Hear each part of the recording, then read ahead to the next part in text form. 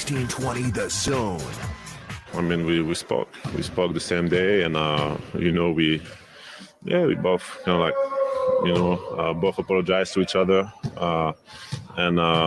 you move on. I still love Kyle, he's still my brother, and that's why I tell people, so sometimes you fight with your family, sometimes you fight with people that you have a lot of love and respect for, and it's life, and no one's perfect, and mistakes happen, and then you grow and you move on.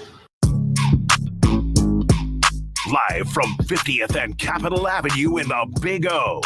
This is Mornings with Sharp and Handley on 1620 The Zone, 1620thezone.com, and 1620 The Zone TV. Now here's Gary, Nick, and Jimmy.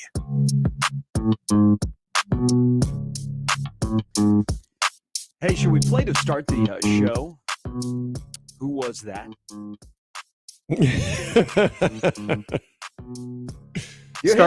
Jimmy, you're hitting me that at 6:09 in the morning? Yeah, I was debating. Now, they're going to think we're... Who is that? They're going to think we're a K-fan. That was Rudy. It was Rudy Gobert. Yeah, get out of here. My other options here are the Twins' first inning against the Yankees. That was a big one.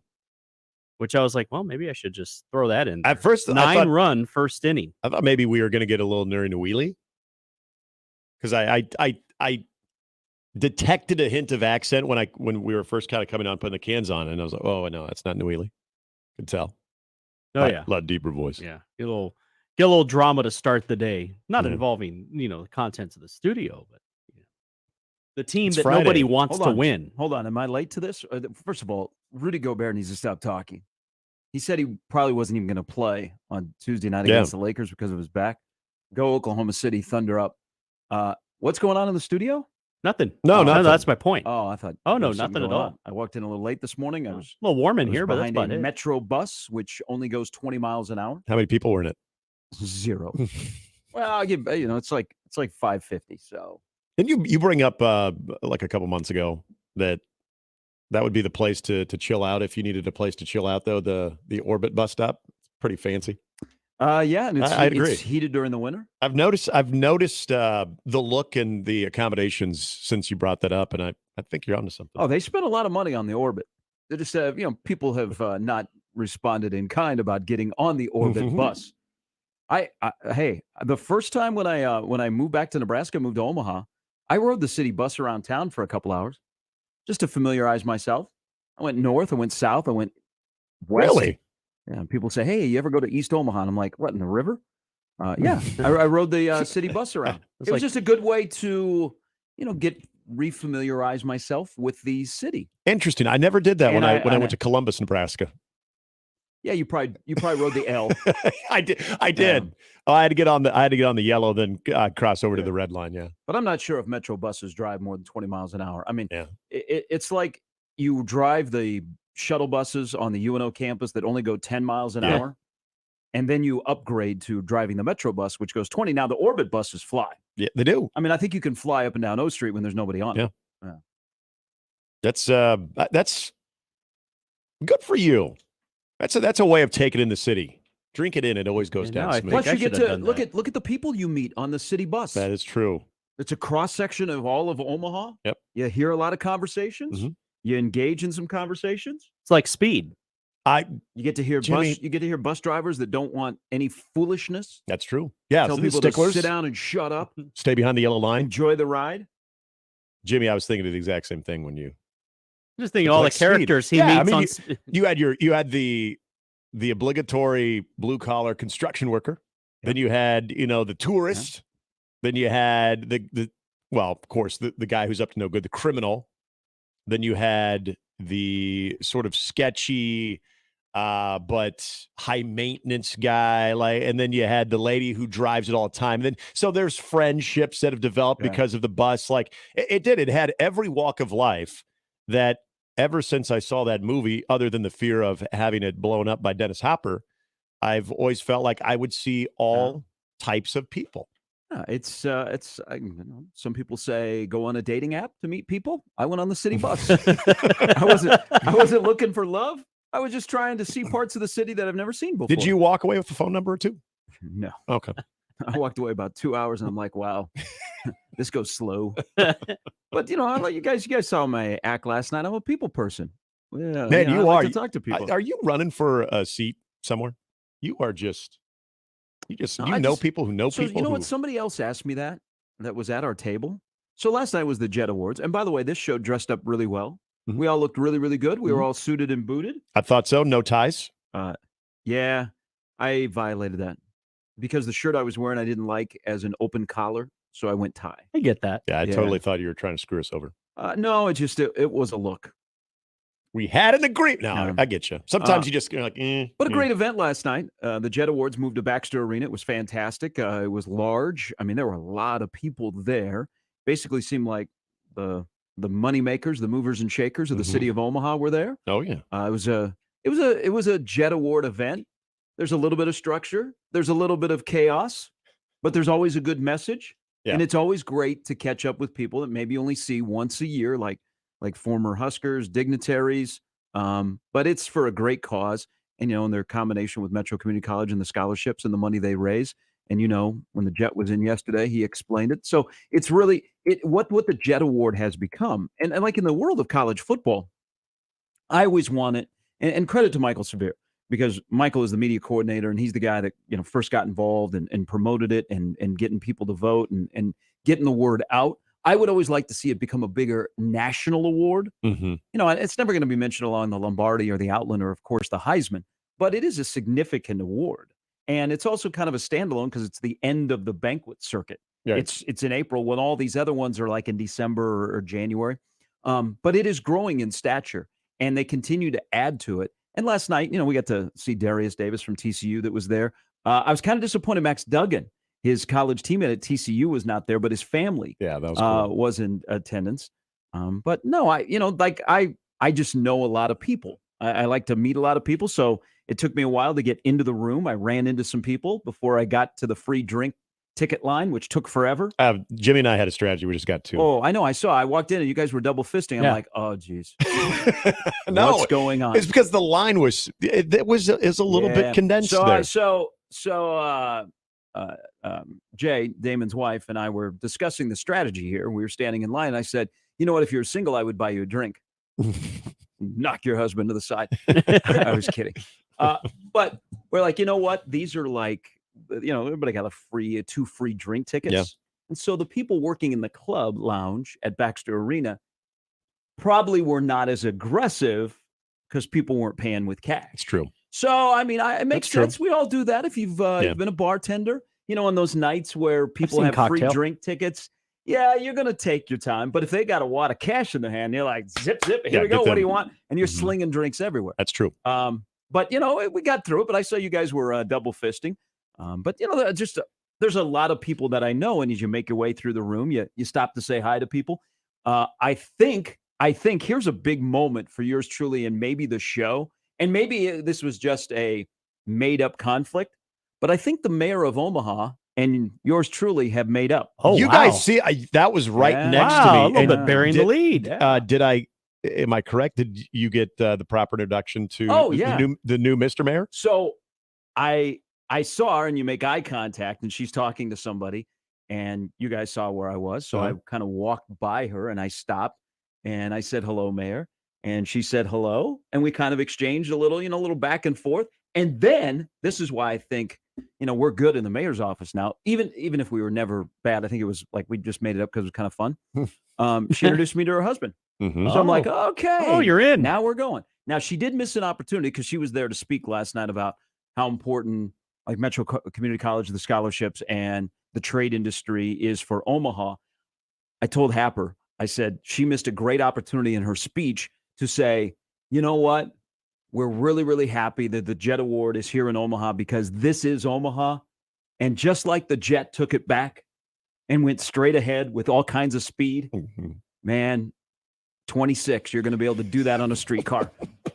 I was waiting for that. I thought that was such an easy transition to drop in the streetcar and say, thank you for everybody coming. But yeah, there was now Senator Ricketts was there. So stop to say hello to Pete. I said, hey, Cubs are playing well. Yeah. When they're not, I'll be getting back to you and your family. But it was really, really cool. There were a lot of people there. The guys that played in the '90s for Nebraska. I mean, come on, those guys. That's a night to just like let it rip. Yeah. So, but it was. I saw the man that has the largest hands of anybody I've ever shook hands with, Dwayne Harris. Oh, yeah. He was there. But it was a great turnout. A lot of former Huskers were there. Our show contributor TC was suited and booted. I don't know if you guys had a chance to meet him. I didn't, but when you said TC, I was wondering. Okay, I wonder, is that VTC? That's TC. He Okay. delivered butter. Gave you a nice gift. He delivered butter to our table. I'm not sure where that was going, but yeah, it was. Looked like we were a table no, that needed some butter. It was really, really cool. Here's a couple of things that stand out, and I know you guys got thoughts. And again, we were the best looking show that was there. Oh, absolutely. Night. I'm just telling. 100%. It's too bad because the thing was being carried on live television. We could have got on television. Yeah. Jimmy had a pocket square. Did you really? Jimmy had a pocket square. Whoa. He walked in. I'm like, God, did you also dang it. valet your vehicle? He did. I don't know. That said to do it, so I just did it. Wow. I didn't, and then when he told me he did, I'm like, oh crap, I forgot that was an option. So I just played dumb. In full disclosure, I own 2 pocket squares. I've wore them each once, and they're both at weddings. You pulled it off, man. Good for you. I didn't even think of it. I've had to clean up in the past, and so yeah, it was actually it was there because I forgot it was there because I hadn't worn that coat since I did our basketball banquet last spring. So it'd been a while. Yeah. See, I thought we all cleaned up well. Yeah, actually, I thought about walking over. I got about halfway, and it was windy, and I didn't want to mess with my hair, so I turned around and I drove the minute and a half to Baxter Arena. Takes you longer to get in the car and out of the car than it would have walking over. So Johnny's daughter was fantastic. My God. Oh, that was amazing. She is a great entertainer. Wow. So she put on a performance because there was a lot of the 50th celebration of Johnny winning the Heisman. I hope someone put that on YouTube. Trev Alberts was there. Matt Rule. When Matt Rule got up to speak last night, and like he has done everywhere, he took pictures with, I think, everybody that was at that event. Mm-hmm. Like people were coming up to him and he was just standing there taking pictures and he had a smile and he would talk to people. I mean, that's just kind of who he is. But when he got introduced and he stepped up to the podium, I did turn to Connor and I said, we're not getting out of here before 10. I go, because he'll just start rolling. Mm-hmm. And he started kind of preaching a little bit. It was. Yeah. Yes, I agree. He's really good at that. And I mean, I don't know what that means when they turn the scoreboard on in the fall, but he is like so comfortable speaking about himself, Nebraska football, how he's discovering things about Nebraska football that he never knew. Mm-hmm. I mean, I thought he was going to start in a little bit of a rap, the day by day. Yeah. He goes, I see the day by day is on the stadium. And I'm Here like, we go. Oh boy, here we go. Yeah. But he was really, really good. Kellen Winslow had a great message. Yep. I still, as I was saying yesterday, I don't know why people embrace Kellen Winslow around here. He broke your hearts in 1978. And by the way, he threw a scud at Nebraska yesterday. A couple of them. He said, my grades were too good to get into Nebraska. Yeah. But he did counterbalance it. The USC one was great. People, when he played in the NFL, he was saying that were USC alums. They're saying, hey, why didn't you come to USC? And he said, I was already born in a ghetto.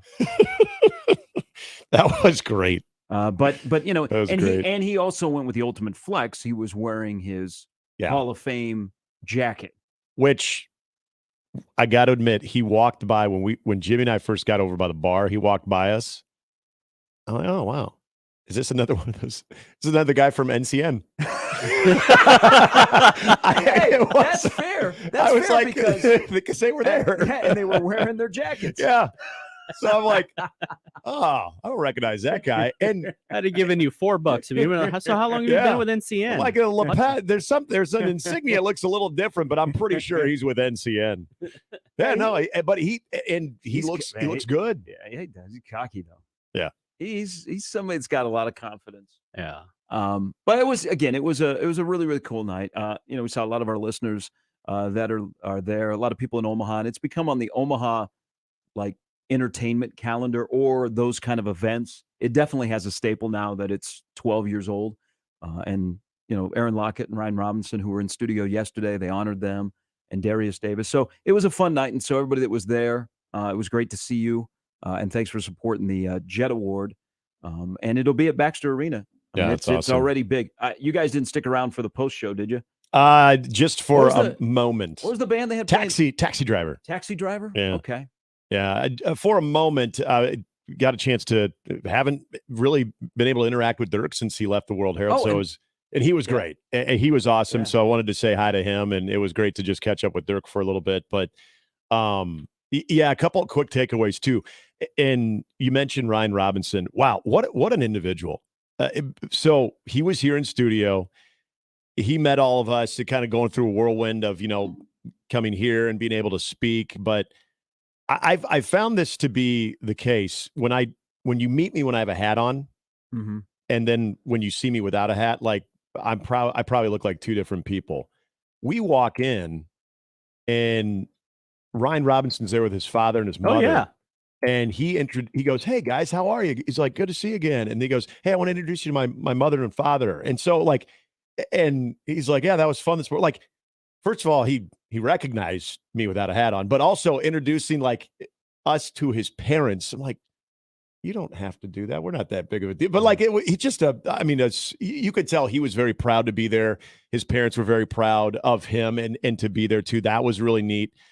Going back to Matt Rule's speech. So I'll admit, I've been so tunnel vision on when Matt speaks after practice and addresses the media about the football related topics that I haven't had a chance to kind of step back and kind of remember when he first got here and was first introduced. And he talked about other things than just football. You're absolutely 100% right about the preacher part. I thought he was going to get into a sermon. But we've all been around people who are very long-winded and really give you no point. It's like, okay, come on, get to what your point is here. He starts to use a lot of words, and there was a couple moments last time, like, well, okay, did he get lost in thought? Is he kind of talking his way to the point and trying to find it? But no, like every time you start to think, where's this going? Boom, there it is. That's where it's going. When he was talking about family. Yeah. And I kept thinking, oh, is Matt Rule kind of getting a little lost right now because he's just, he's kind of overwhelmed with everything going on, and then boom, right to the point. Then he gets right back to it. So there's so much substance to the amount of things he says, which again, this comes back. I know people are probably tired of us talking about this. Everything's calculated. Exactly. There's an authenticity to what he says, even if he's using a lot of words where you're like, all right, what the hell are you selling me here? Like it all comes back to a point where you're like, oh, okay, that was cool. So it was just kind of nice to hear him speak a little bit more about, his time in Nebraska, but not like football related topics, not telling us about, how AJ Allen looks or what the quarterbacks look like right now in spring or how the defense come. Like, it didn't seem like Coach Rule. It seemed like this is Matt. Yeah. And I wish he would have said how AJ Allen's doing, but someone could have raised their hand and asked, I guess. But no, he was great. But please state your name and affiliation. The highlight of the night, and I was talking to Dirk afterwards about this. He goes, I had to follow that regarding to Johnny's daughter. That was one of the coolest things that I've seen as a sports tribute live in my life. And I so many times I'm looking like, does she have a cue card? Is she looking at it? That was all in the head. That was phenomenal. I don't know about you guys. I just went like a minute into it. And then like every subsequent minute, I wanted to stand up and just clap. That was just phenomenal. So yeah, it was a neat night getting to see Eric Crouch there next to our table too. Eric, I grew up with, so it's always nice to run into Eric. But yeah, it was a great event. Well done by all involved. Jewel Rogers is fantastic. Man, that was good. And I don't know if that's out on social media what she did to. I hope so. Tribute for her father last night. That was fantastic. The other part of last night, and this is, I said something to you guys yesterday. So we had the entire Jet crew in studio. And probably to both of you and some other people in the radio station, the only guy that anybody recognized was Johnny Rogers that came in yesterday. And I wouldn't expect anybody to recognize Aaron Lockett or Ryan Robinson. Mm-hmm. Rick Upchurch is kind of, he's recognizable.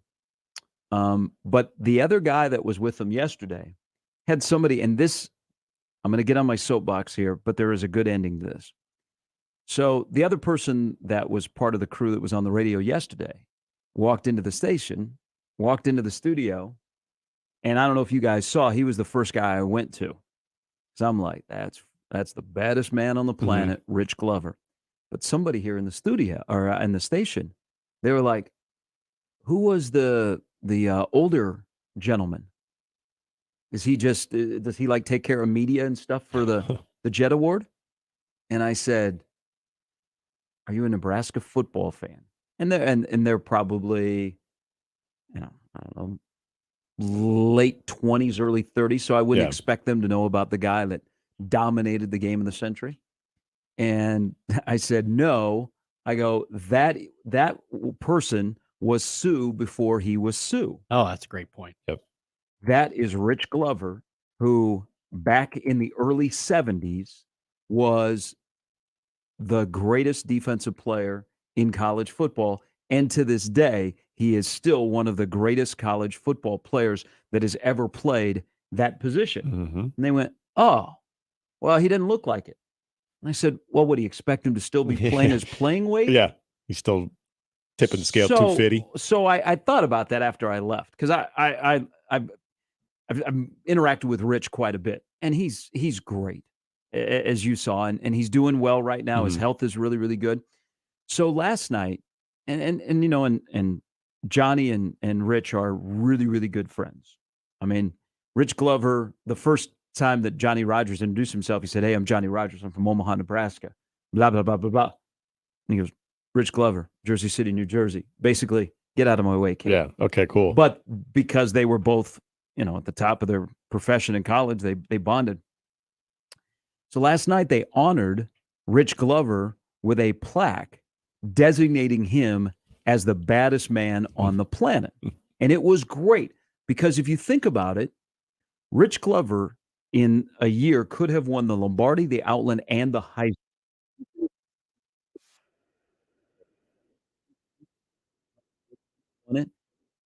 Sue came close. Again, Rich Glover was Sue before Sue. But what also, I'm glad that they recognized him because this is a previous regime in Lincoln. They had an event, and this is previous regime of athletic director and football coaches. They honored Johnny. They said nothing about Rich Glover. Just basically ignored Rich Glover.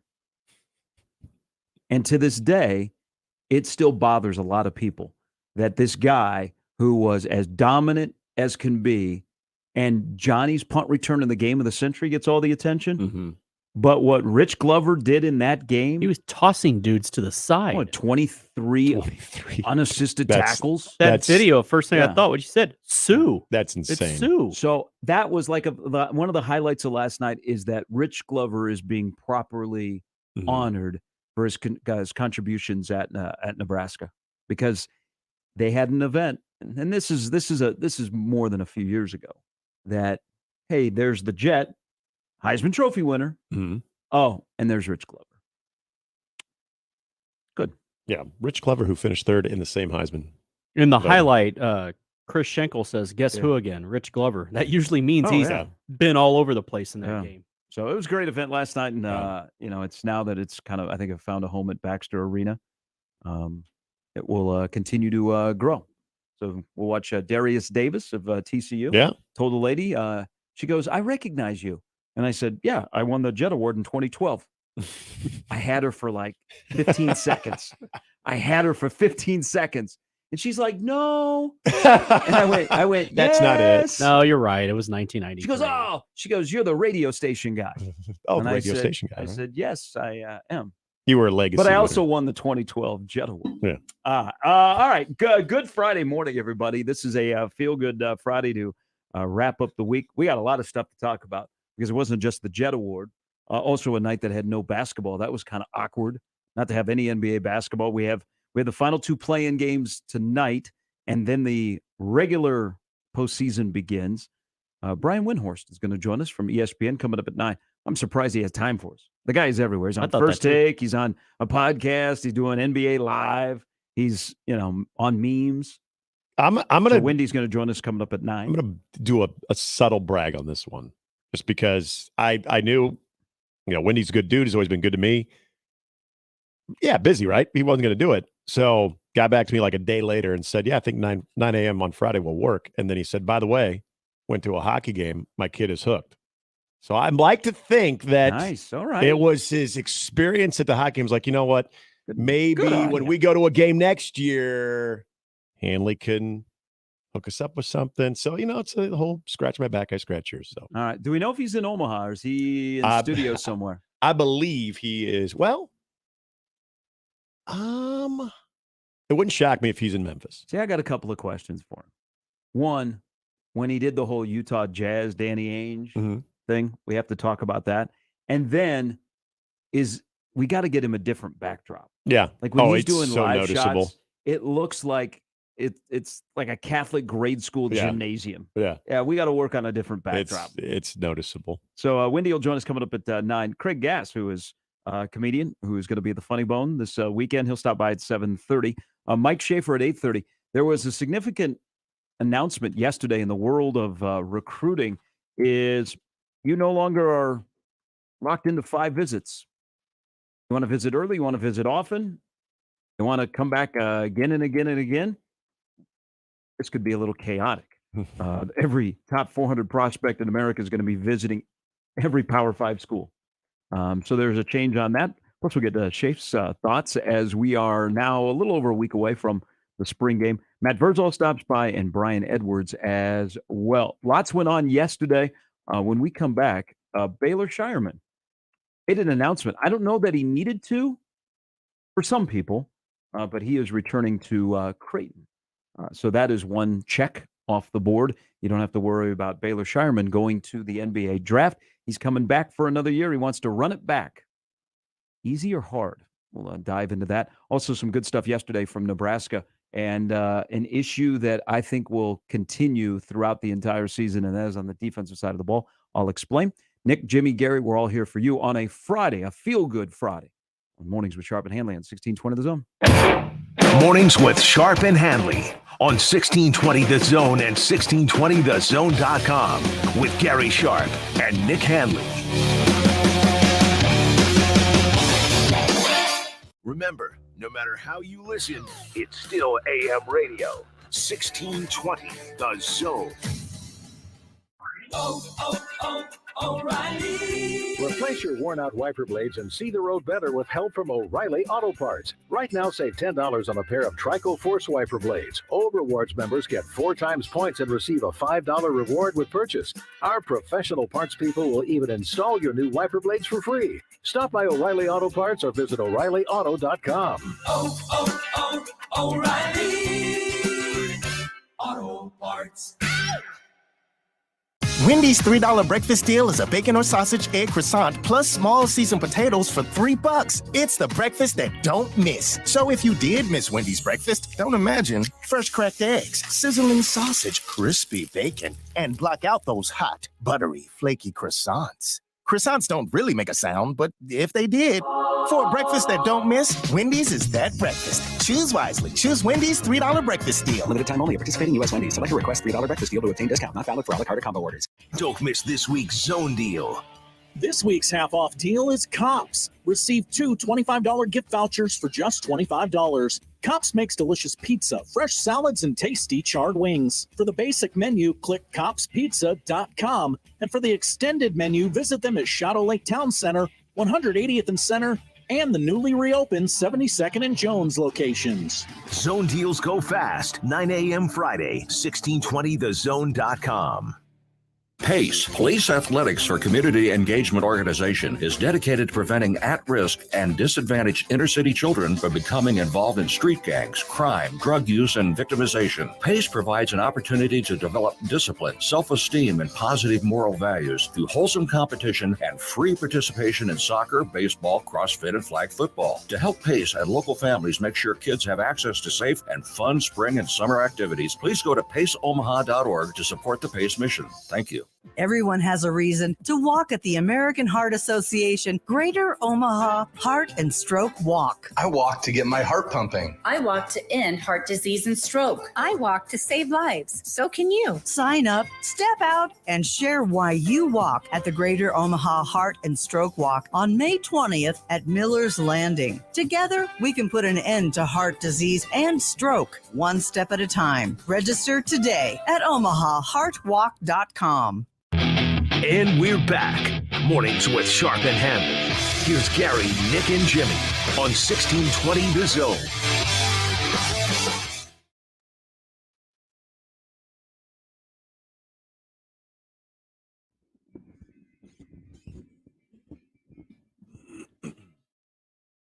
So we'll get to the impact of Baylor Shireman and maybe why he is returning. So don't throw your headband away. Yeah. Let me get an NIL deal with a headband manufacturer. It's got time to grow a little bit more of the hair out again, so that actually matches. Yeah, the headband looks more go all Bill Walton, like a necessity. Kids wearing a headband to the Creighton game next year. Yep. So like a section. It'll be a thing. Yep. You gotta have headband night. Like be Baylor pant people. Baylor's Army. Baylor's the first 1,000 get a free Baylor Shireman headband. Yeah. Will he single-handedly bring headbands back? But I would like to. I would like then to find the guy that's going to bring wristbands back. We don't wear wristbands anymore. Nope. Remember the skinny wristband craze too? Yes. Just didn't understand that. Thank you, Michael. Yeah, the skinny wristband thing. Why? Then you'd wear it below your knee sometimes too. I'm like, why okay. has the headband come back, but the wristbands no longer exist? It might be tough to go to a sporting goods store and find wristbands. Especially in basketball. Are players that self-conscious that this could affect their follow-through or their shooting form? I mean, you could wear it on the opposite hand, but do they think that might affect their shooting form maybe? Not sure. Maybe want some freedom there? But I know when I was playing 7th grade B St. Pius X basketball, when I was wearing the double wristband, I could jump higher. I'm sure you could. When we first, there's probably some science behind that. I look good on that follow-through with the double wristband. I never wore wristbands in basketball, but I did in baseball, the double wristband. Yeah. Now, this was before they actually had the play collars like you now see almost every baseball team going to for a sign system. But, yeah, I would do that a lot. Never went 3, attempted to. I think wristbands are still big in baseball. But basketball, especially, they got to be the red, white, and blue ones, too. The when equal we were striped kids, ones. they were huge. When we first started going to Spurs games, I still remember the Spurs shop on the way to the arena. They sold wristbands for pretty much every of the big teams, the teams of the time. Yeah. So, the Pistons and the Bulls and whatnot, and of course the Spurs. But that was a big deal. You would buy wristbands, and it was like buying basketball cards. So, yeah, it's true. I'd forgotten about the wristband. Yeah. Is Ashworth, who should not leave Omaha without saying he's playing at Creighton next year, is he a wristband guy? You could have wristband to headband. They lay up good. Yeah, they do need a combination because I feel like if you make it mainstream on at least a good college basketball team, it'll probably take off a little bit. I'd be curious to see how many players in the state of Nebraska, high school wise, are headbanded up next year.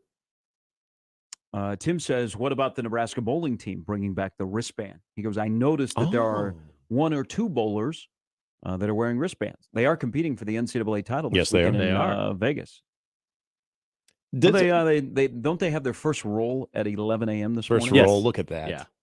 We got first serve, kickoff, first pitch, hey, first roll. You watch. If love it. Nebraska volleyball or Nebraska bowling, is like competing for the national championship, and it's now on ESPNU. Yeah, like Saturday night. Oh. Saturday night bowling. Hey, that best of 7 Baker match. I will have split screen. I will have that one, and then I'll have the Kings and the Dubs. Mm-hmm. People will get very, very excited. I mean, we don't win national championships around here very often, but Nebraska bowling has become, like they're a juggernaut. And then we'll get into a full bowling breakdown and strategy. They are a dynasty, and it's not just one coach; it's now under 2. Pass it over. I do want to know though, like, is there a actual physical benefit of wearing a wristband in bowling? Because I would like to think there probably could be. For warmth. Did Pete Weber wear one? I remember that when I was a kid. He was a big deal. I just remember it was Pete Weber, then Roy Munson. Well, don't forget Ern McCracken. Yeah, don't forget Ern McCracken. But there's always like the wrist stabilizer, right? Like that is actually something that helps. Yeah. So that was always something, but like just maybe it's a lesser version of that. I could see the wristband actually having true benefit and not just being for show, being for look. Good luck to Nebraska bowling as they go for their 9th championship. Paul Klempa is their new coach. Bill Straub won a national championship. He was supposed to be on the Monday after, stood us up. Nebraska bowling was dead to me. Bill then left. Now Paul's the head coach. So we're back. Can we get Paul on if we get a natty here? Yeah, we'll get the all right. We'll get the head coach of the Corn Rollers on. Corn Rollers. Do they say first roll? I mean, that was good on your part, but I mean, is it like casual conversation? Hey, what time's kickoff? When's first pitch? When's first roll? I'm not sure. Do they say Keglers? Take your lane. I don't think they do. We're gonna beat the hell out of McHenry today. I'm just telling you. I hope they run up the score. No, I think it's gonna be tough because I think that school in Illinois might be the number 1 team. Yeah. Okay. All right. Well, I mean, Nebraska's got national championships. They're a dynasty. You know Matt Rule. Okay. So one quick thing before we get into Shireman. I know it was an emotional night for you last night because on your hockey team, Jonathan Taves played his last game. Yeah. He did get a goal, but you lost in overtime. He's one of the greatest players in the history. He's one of the greatest players in the history of the Chicago Blackhawks. And it's too bad that Pat Foley was not there, the legendary voice of the Blackhawks, to announce his final game. But I find it ironic. There are certain numbers that are special in each sport, like 23 in basketball. Yep. 19 in hockey. Look at Joe Sakic, Steve Yzerman, and Jonathan Taves. And I would think that nobody will wear 19 again in a Blackhawk sweater. I would agree. Is that pretty accurate? I would agree.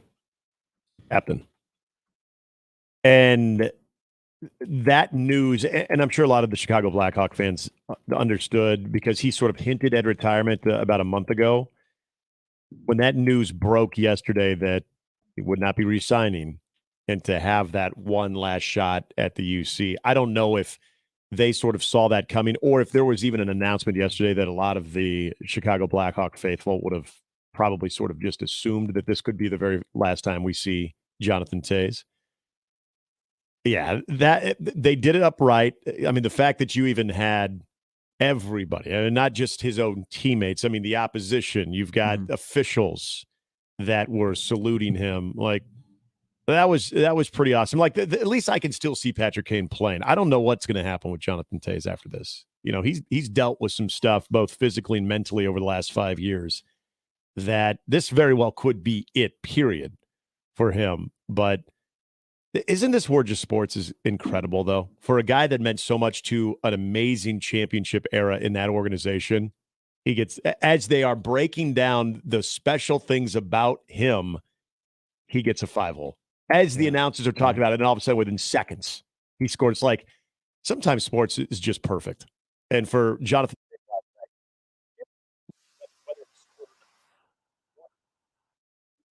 got the he deserved. But for him to get sort of a signature, Jonathan Taves being in the right place, being able to redirect, 5-hole the goal, it was like perfect. Because those are the things that Jonathan Taves was always able to do. It felt like the goodbye was like when the Cubs core got broken up.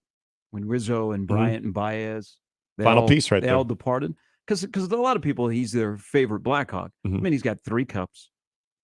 Patrick Kane was the first out the door. His goal against St. Louis in 2014, you'll always remember. The Western Conference Final, he was unbelievable against Anaheim the next year. He has a legendary goal against Vancouver in 2011.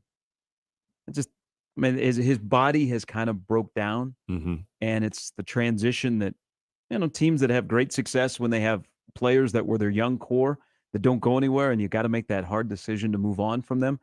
But they did it right last night. I just wish Pat Foley was was there to say call one last goal. Yep. But look at number 19. That was I thought about that when I was watching highlights here in studio of he's wearing 19 and the players in hockey of late who are considered the best or one of the best in the organization. Sakic with the Avs, Yzerman with the Wings, and now you got Taves with Chicago. It's one of those Chicago. You know, we were talking about it yesterday, but with DeRozan's daughter, of like where she in now, Chicago sports. Still wonder if there's an update if she is making the trip. I mean, this she is not. Oh Yep, man, not going to waver on that one.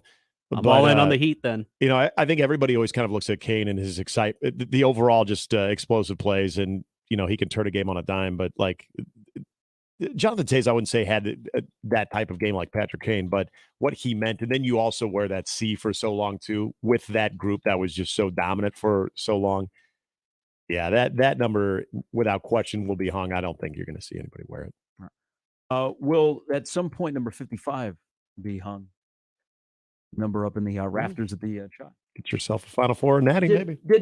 So you know all the kids go to Instagram nowadays. They don't tell Rothstein that they're coming back. He has to go to their Instagram page on the gram to see, according to their. He's now done this. Instead of going according to sources. Yeah. After the player has already tweeted out or put on Instagram whatever his decision is. How about you just say according to their Instagram page? So Baylor Shireman goes to Instagram yesterday. He probably felt the need to. I don't think he did because I didn't think that he was going to leave. He had the option for one more year, and why not take advantage of it? He is projected near the bottom of the second round, and in some mock drafts he doesn't appear. But I think if he was in the draft, he would be drafted somewhere probably from 40 to 60, maybe even like 50 to 60 in the second round. But he would probably be playing more G League basketball. Where would you rather be doing if you have a year to stay in Omaha and play at Creighton on a team that they're going to quote unquote run it back, which is tricky? The money in that or the money here, the exposure and the experience. I mean, that's a no-brainer. Yep. That's an absolute no-brainer. And he's not alone. There are other players that I believe are coming back to college basketball because their deal, their experience, their team they're playing with, much better than deciding on a pro career and squeeze it out for one more year. So I always felt that he was coming back. He made it official. And it's just a piece of, okay, we got that off the table. We're good. We got till the 23rd before somebody decides that I want to see what the NBA thinks of me. Mm-hmm. You know, it's been kind of a quiet week on the Kaluma front. Yeah. That's one that I've been, I think we've all been kind of curious. Yeah, we thought there would be something pretty quick official, but it's been quiet on that. They got a good recruiting weekend coming up. They got two guards that would be seamless, just fit right in with Ashworth, who I think would be their starting point guard and shoots the three better than Nembhard. He would be, if you're going to lose Nembhard, he would be a nice just, okay, move him out, move him in. You maybe lose a little bit defensively, but you have a guy that is a volume three-point shooter that is really good at that, and you know what that would do in that offense when the pick and roll. And then Andrew Rohde, who was the freshman of the year in the Summit League from St. Thomas, will be on campus this weekend as well. But it's at least one thing off the plate. You don't have to worry about Shireman coming back. Yeah. And I don't know if a lot of people were concerned about that. I don't think as we got a little bit past that weekend, I don't think a lot of people were really talking about that. I mean, we remember when we talked to Joel the following day, and Joel had brought up Ryan Nembhard's name, and that one was surprising. And then the Kaluma one, we've all kind of heard the same thing that wouldn't shock me either. But for the one guy that going into the season, you thought, okay, you're probably going to get for 1 year. It was pretty much assumed, I think, at that point, even 24, heck, even going into the tournament, I think it was kind of assumed that the chances were greater than not that you would see Baylor Shireman for another year. And, you know, when we talked to Ryan Robinson yesterday here in studio, and he brought up, you know, some of the things about NIL that, you know, he said, you know, my first reaction is jealousy, because the ability to kind of try to set yourself up for generational wealth, if you can get the right type of NIL deal, it is kind of interesting to see where a lot of people will look at how this could hurt the sport. But if you are a fan of quality, especially in basketball, quality college basketball, where you see retention, now, mind you, you could go to a different school and try to get an NIL deal with transfer portal. I get that. But as far as guys that you would originally thought, okay, are coming here for 1 year, but still have another year of eligibility, all of a sudden, the exact same thing you bring up there of, well, here's what I could make in the G League for a year, or I can be one of the studs of a team that gets a lot of following, is going to be very competitive, and I can make even more money, it almost comes down to being a no-brainer decision. Because I'd ask you this, other than the obvious, which he could do just in a pickup ball game, other than the obvious, can he hurt his draft stock by coming back? No. I mean, he'll have now a full cycle of Creighton strength and conditioning program. Right. And he probably, if I'm an NBA exec and I'm looking at him and I'm saying, okay, this is what I need to see out of you, probably on the defensive end is where he's got to make the improvement to go from being a 50 to 60 guy to, hey, you got no choice. You can't go back to college. You're in the NBA draft. Right. You're going to be a 45, 46th overall pick. Yep. I would say do something on defense. I'll be curious to see what he does with his body in the offseason. Now that he's gone through the grind of playing, Power 6 basketball and adjusting to it, because there were times towards the end of the season I thought, oh boy, he's now kind of hit the wall. And then probably with about 2 weeks to go, it looked like he was refreshed again. But those would be two things in the offseason. They will also have, it's not just you say, hey, let's run it back because we've got at least 3 pieces of the core of the starting lineup. You're also going to have some guys that want minutes that didn't get minutes off the bench last year. Because let's say Alexander, Kalkbrenner, Shireman come back. You have Ashworth from Utah State commits to Creighton. Aren't those 4 guys that are probably going to eat up 30 minutes a game? Right.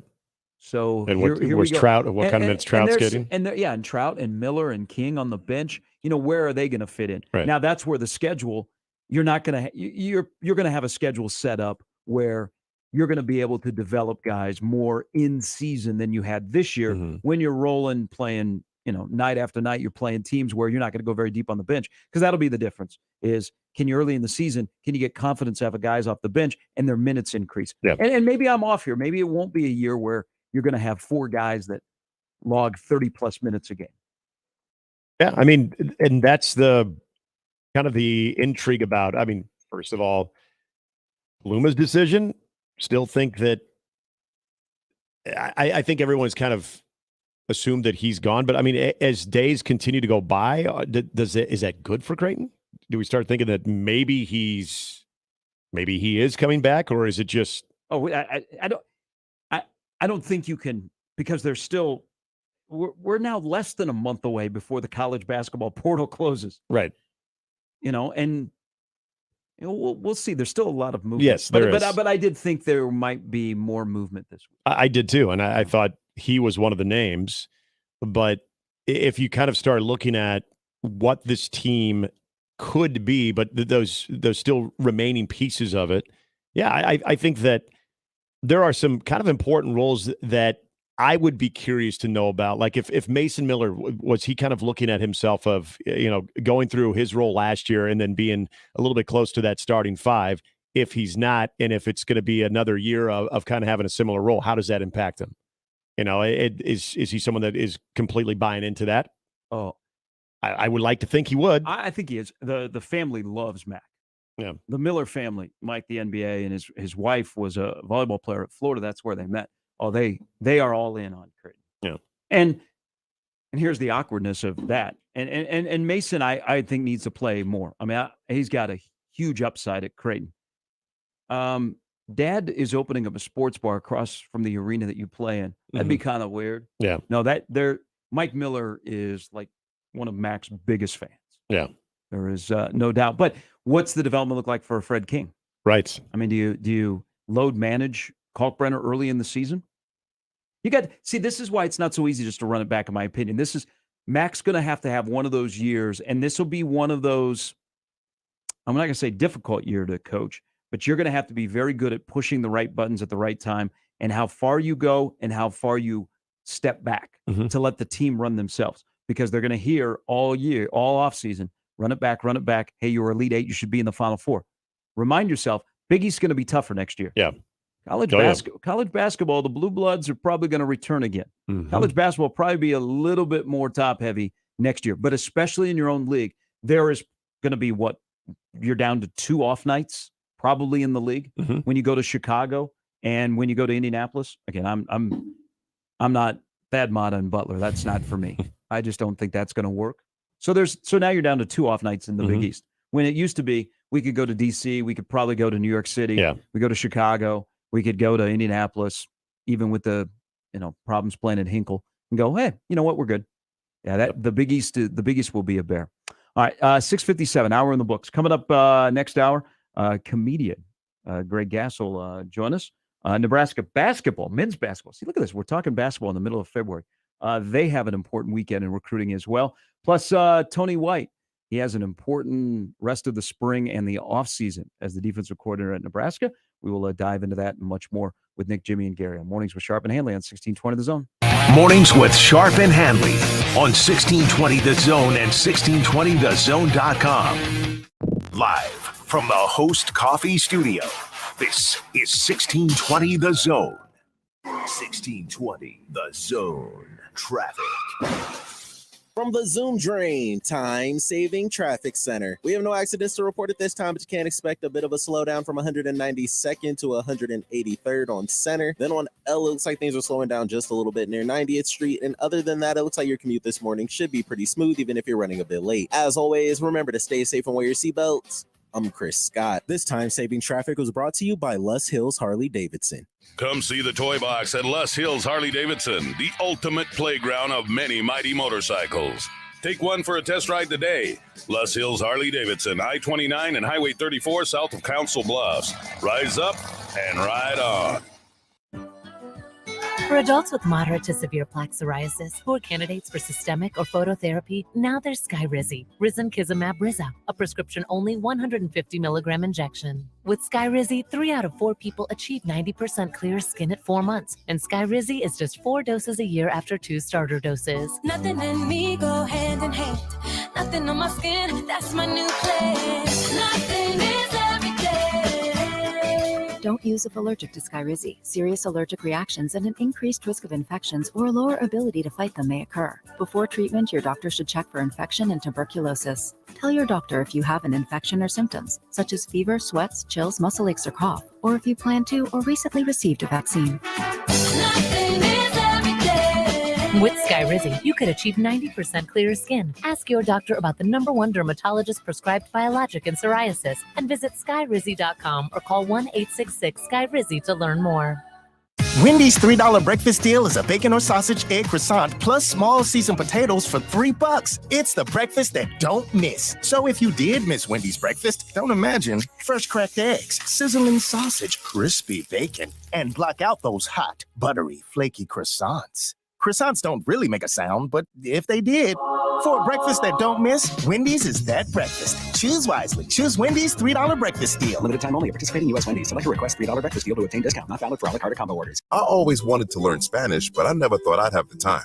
Then I discovered Babbel. Babbel's lessons are fun. They only take like 10 or 15 minutes, and in 3 weeks, presto, you're starting to speak another language, like magic. I love that Babbel's lessons aren't just robots talking. They're voiced by native speakers, so you get the pronunciation just right. If you want to learn a language, there's no faster, easier, better way than Babbel. Babbel. Babbel. Go to Babbel.com to try for free. That's BABBEL.com. Babbel.com. Don't miss this week's Zone Deal. This week's half-off deal is Cops. Receive 2 $25 gift vouchers for just $25. Cops makes delicious pizza, fresh salads, and tasty charred wings. For the basic menu, click copspizza.com. And for the extended menu, visit them at Shadow Lake Town Center, 180th and Center, and the newly reopened 72nd and Jones locations. Zone deals go fast. 9 a.m. Friday, 1620thezone.com. I'm Omaha Athletic Director Adrian Dow, and I want to introduce you to 3 Omaha schools that are playing a vital role in keeping our community strong. We serve nearly 600 pre-K through 8th grade students, most of whom come from disadvantaged neighborhoods. These students receive a values-based education with the family support they need. I'm a proud member of the CUES Fund Board, which supports the CUES school system. To learn more, go to CUES Schools, that's CUES schools.org. Tickets for less. Best seats, best prices, no per ticket fees. Ticketsforless.com. KOZ and Bellevue, Omaha, Council Bluffs. This is 1620 The Zone. Now back to Mornings with Sharp and Handley on 1620 The Zone.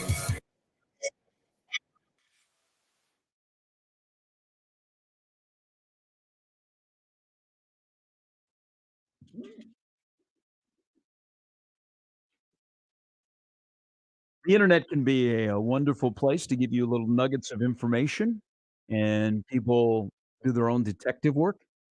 It was reported yesterday, somebody went back and did all the timing.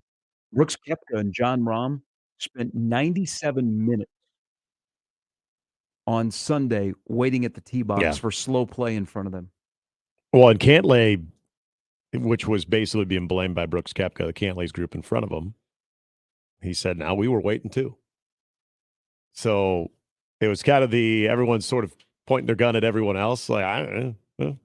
But yeah, Cantlay's group was getting the heat of it on Sunday. And I've never really, when we think of like deliberate play, I mean, it started all with Bryson DeChambeau when he was in the PGA.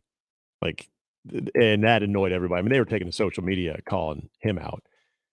I think that, and Koepka, who's a competitor, and a lot of these guys get frustrated, especially ones. If you watch Koepka, there's very little pre-swing maintenance going on. There's very little calculation as far as what he does. He's pretty much step up to the ball, feels pretty good about it, goes with feel and hits. And I think Rahm is too. I think John Rahm is too. So when you have a group that's probably used to playing a little bit quicker, there's not a lot of calculation pre-swing wise. And then you've got a group that's in front of you that, again, I wouldn't call Cantlay a totally deliberate player, but a little bit more calculated what they're doing. I can see that being frustrating. With the obvious, both of you are trying to win a green jacket and you're being taken out of your rhythm. But it sounded like, according to Patrick Cantlay, I have no reason to doubt him because he's on one of the committees that goes over this. He said the entire field, the guys in front of them and the guys in front of them were also held up a lot during the day on Sunday. It's one of the biggest issues in golf is slow play. Mm-hmm.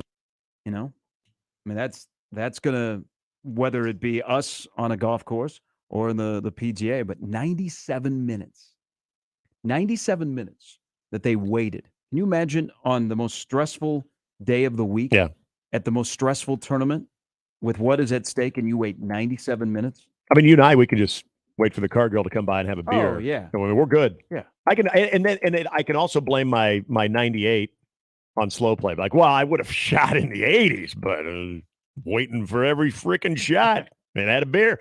But if it's one of those things that continues to grow, that's, you know, as we've talked so much about baseball and the pace of play and how it really has been efficient.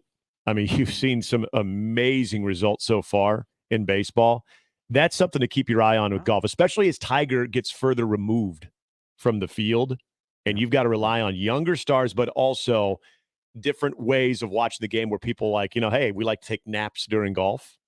Well, there's a reason because it takes forever. But as far as the overall attending an event and being there and sticking with it from start to finish, that's something you have to keep your eye on. They're not going to go with the old speed up. They're going to have a golf. clock. They need to have they need to have that. I mean, who hasn't played speed up golf? Yeah. You know, the sun is setting. Mm-hmm. You're either driving where you shouldn't be driving with the cart, or you're sprinting. Yep. You hit the ball and you immediately start running after it. Yeah. Or hey guys, did you see that? I can't see it. Where did it go? I think you're pretty straight. Okay, let's go. We got an update with Jimmy coming up here in a little bit. Bottom of the hour, Craig Gass will join us, comedian who is part of his Where Have You Been tour. It's going to be at the Funny Bone for the next 2 nights. He's got some great impersonations and a great story. So he'll join us coming up at about 7:30. Brian Windhorst from ESPN on the NBA playoffs. He'll join us later in the show. Who's probably also got some great stories. Actually, Wendy does. He does, but he doesn't. We run out of time. It's true. Yes. Wendy's one of those guys that off season we just need to have in studio for like an hour. Because he has this movie theater story when he went and saw, what was the one with LeBron and Amy Schumer? Trainwreck. Oh, it's fantastic. He went and saw it with his wife at one of the theaters in Omaha, and there was a lot of drama before the movie started. Not involving him, but just LeBron. Not LeBron either. I know, huh? Which he got his start by covering LeBron and then Cleveland, and they moved into Miami. So yesterday in Lincoln, the defensive guys spoke. Is it? And again, we temper some things, but am I wrong to say that? First of all, the variety of players that have spoken to the media this spring, very impressive. Because it used to be if you hadn't played in the game, you're not speaking to the media. But now we got guys that probably are still trying to forward their mail to their new home in Lincoln that are talking to the media, that are going through spring. And it's not just the coaches who I think right now enjoy talking to the media, but isn't it refreshing? Doesn't it seem like almost every player that has talked to the media enjoys it, has a smile on their face, they're upbeat, they have a lot of enthusiasm.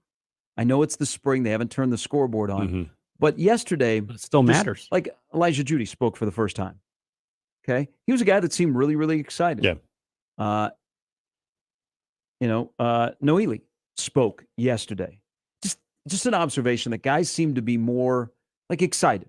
They smile a little bit more when they're talking to the media. We'll see if that continues in the fall. That's a good sign if it continues in the fall. But Noeli spoke yesterday, and Nori, who last year let his teammates down. Yep. Let his teammates down. I still remember it was a Saturday, the College World Series. The statement came out that he was not going to be able to play this upcoming season. And that's a huge loss. That was a significant loss for that offensive line that was relying on him to be one of their starters. He let his team down. And I was a little agitated because it seemed like people were like, oh, it's okay. And hey, let's do all this stuff. It's really, really great. Hey. And I'm like, the guy let his team down. He let his teammates down by making a very selfish mistake. Well, yesterday, kudos to him, because his first time talking to the media, before he started to take questions, and you know what the questions would be about his failed drug test, why he missed a whole year, what was that like? He read a statement. Good on him. And he's a guy that's got a really, really good personality. And now he's going to be asked to do a lot this year as he tries to regain his spot. But I went from, okay, that's a guy that let down his teammates. And it's tough to see him, the sidelines and hanging around and being still kind of talking about Nebraska football, because that was a major hole, especially at the beginning of the year on a football team that needed to win. And one of your key guys made a dumb mistake.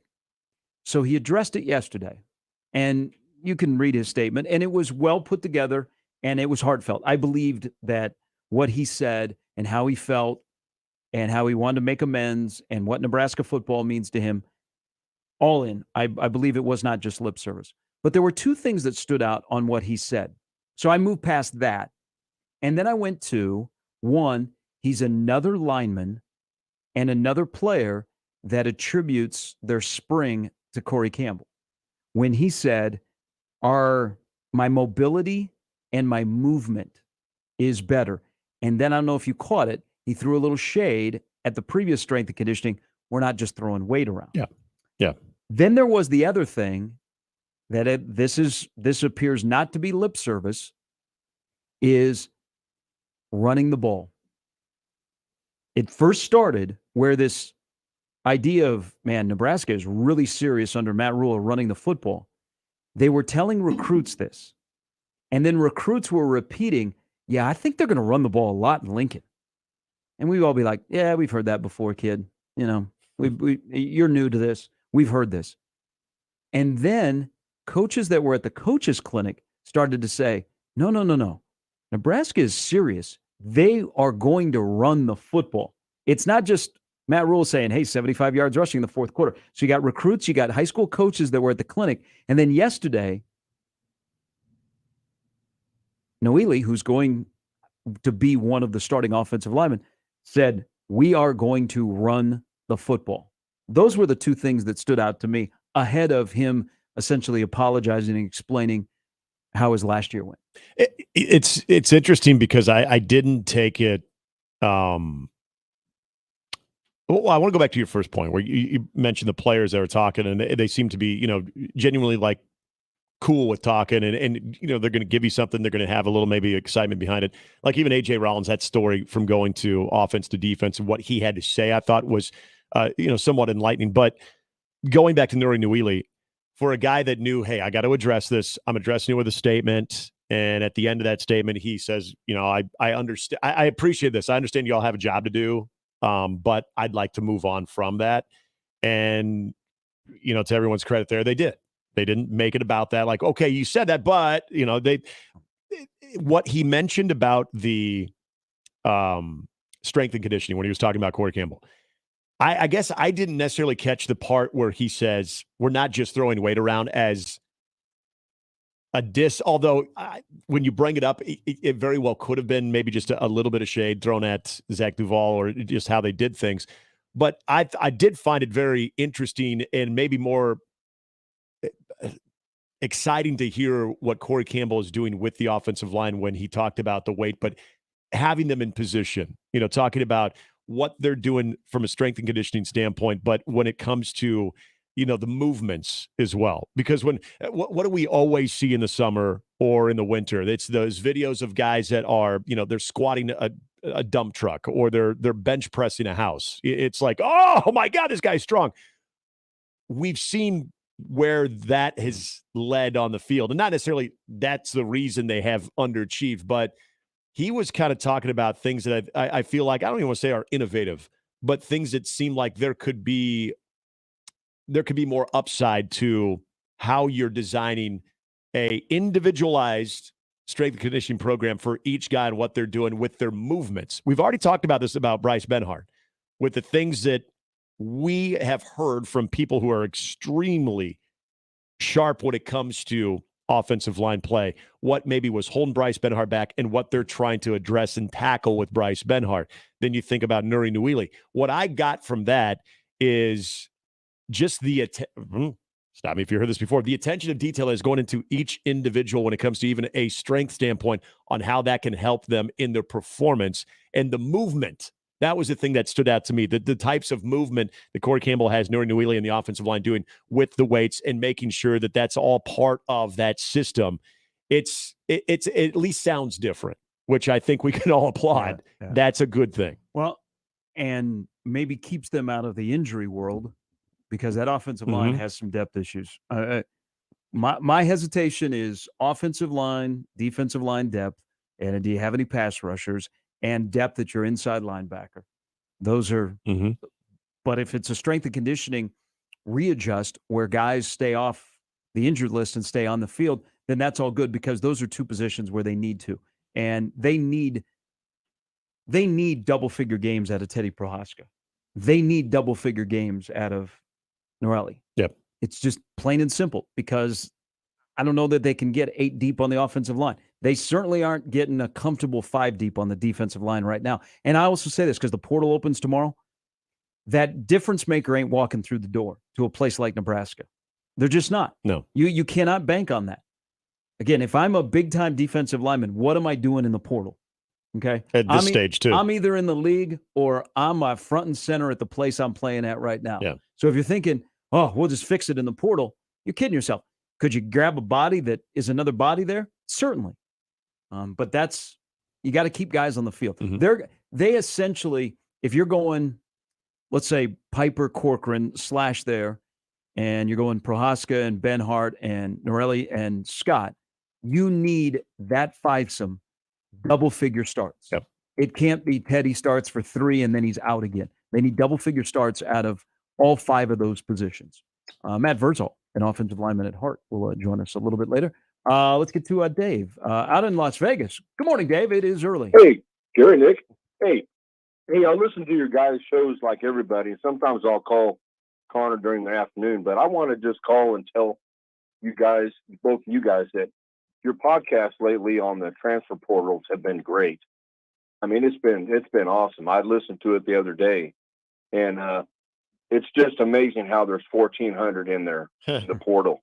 And growing. And not all those guys are going to get teams.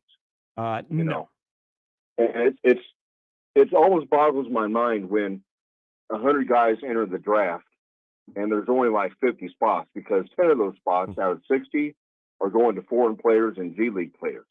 You know, but hey, my question to you guys is, I agree with you guys. If they get 2 more players, C.J. Wilcher and Demarcus Lawrence and maybe Lloyd and McPherson are going to say, okay, where do I fit in? You know, because right now, if you look at it, if you're starting Williams and that guy from Denmark, and then Blaise Kaida, and what's the other guy? Can't think of it right now. But yeah, but there's only like one spot available. So who's gonna take that? You know, last year when Griesel left, some of these guys are going, okay, it's my turn now. You know, it's just they're not going to wait, but it's going to be interesting because, I mean, my point is, if Fred doesn't make the tournament, is he gone? Yes, I think so. Yeah, that's what I was thinking too. But hey, thanks for taking my call. I just want to tell you guys Dave. your podcast because, hey, Gary, Hey, I'm Dave. betting under Nebraska again for win total for football. Is it 6.5? Well, I've seen 6 some places, but it's gone 7 out of 8 years. It's gone under. I know. I think this is the year. I think this year it might hit the number. Yeah, that's going to be crazy. But you can get plus money on it because a lot of people bet it over. Yeah. You know? Oh, I know. In the history, you go over with the Chiefs and you go under with Nebraska. Yeah. Yep. And then you send your daughter or son to college. Thanks for taking my call, guys. Hey, thanks, Appreciate Dave. you guys. Have a wonderful weekend. Enjoy Vegas. There's going to be a couple of more players that leave Nebraska basketball. Yeah. Okay. If I'm C.J. Wilcher, I'm wondering what my role is going to be. And then keep an eye on Robin Washut was the first to bring this up. The health of Keita. Mm-hmm. So those are a couple to keep in mind. But I think you're looking at least 2 more guys. The another big if, and this is why I'm big on, hey, got to get a point guard. Got to get a point guard. I think Fred needs a true point guard in this offense. Is the big if is what is Ramel Lloyd? Yeah, nobody knows. No. Nobody knows after sitting out a year, really outside of his dad tweeting out a practice video of his son, which was awkward. Like, we're working. You don't know. So that's a big if. Yeah. But there's going to be, I will put it at 2 current players will not be on Nebraska's roster by May 1. Yeah. And C.J. Wilcher is prime and center because I don't know what C.J. wants to do. I just know that if I'm looking at who they've added and who they're still pursuing, and they've got Brady Dunlop, a 6'7" high school prospect on campus this weekend. I don't know if it's today. This weekend, Wilcher has to say, "Well, where are my minutes going to be?" So I'll put it at 2 more departures on the Nebraska roster before May 1. Yeah, Wilcher played the good soldier role at the end of last year, which I totally appreciate. And I think that was great for the culture that they had in that locker room. But it's like, okay, I did that. Now, am I going to have a bigger role or do I need to start looking elsewhere? Because I can't imagine that you're going to go into one of your final years and just say, well, and I'll accept just being, towel waving guy. So he knows this as well. He knows that if they get an athletic wing, that his time was going to be limited in Lincoln. They got an athletic wing. All right, time for an update with Jimmy Comedian. Greg Gass coming up at the bottom of the hour. Jimmy? The iCubs jumped out to a big lead and cruised to a 14-1 win over the Storm Chasers last night in Des Moines. The 2 teams continue the season tonight at 6:05. The Storm Chasers 6-6 on the season. Nebraska baseball begins a 3-game series with Northwestern at Hawks Field. Today's game has been moved up to 3:05 because rain and storms that's forecasted this evening. It's going to be colder this weekend, so there's got to be a storm somewhere in there. 2 o'clock and noon tomorrow and Sunday, respectively. Hey, we talked a little bit.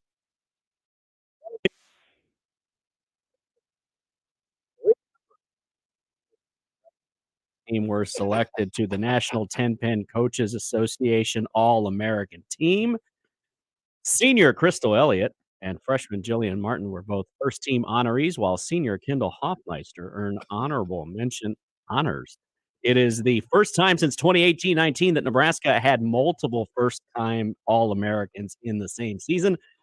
The Huskers will face McHenry in the first round of the National Collegiate Women's Bowling Championship this morning at 11 a.m. Central at the South Point Bowling Plaza in Vegas. I wonder if Dave will go. All I'm seeing is the Bigger and McCracken comb over right now. Okay, so D-Pick must be up on his bowling. He said, McHenry is far and away the best squad. Their anchor, Hope, is a beast. Yeah. That is lingo that you know the game. You're in the industry there. That is some. Can you follow that up? Do they call it first roll? I don't know. I'm imagining they don't call Hope a beast. Well, still. I mean, if your game is beast-like, lean into it. But every time I've heard this song since that movie, you just see that hair going everywhere. I just see Big Herm McCracken celebrating with the comb over, and just as he coming gets unglued. nervous, it just gets worse. It's kind of like when Roy Williams would throw his coat in the stands And then the rubber hand, the rubber man. Yeah. Got it. Well, fans can well follow done. along. Well done, Jimmy. By the way, shout out to Steve who sent us the Pete Weber gift on Twitter. Fans can follow along Husker Bowling social media channels and watch live on ncaa.com. And don't forget, tomorrow night, 8 o'clock, ESPNU. Is that right? Yeah. Yes. All right. Yep. Oh, yeah. Saturday night bowling. Yeah, Joke, hey. but I'll watch it. There ain't no joking here. No. This is the real deal. They're a national championship bowling program. Yeah. I mean, we're going to Bowland if they win the title. Yep. Mm-hmm. A natty's a natty, guys. Yeah. You never apologize for winning. So, yeah, good luck to them. That's fun.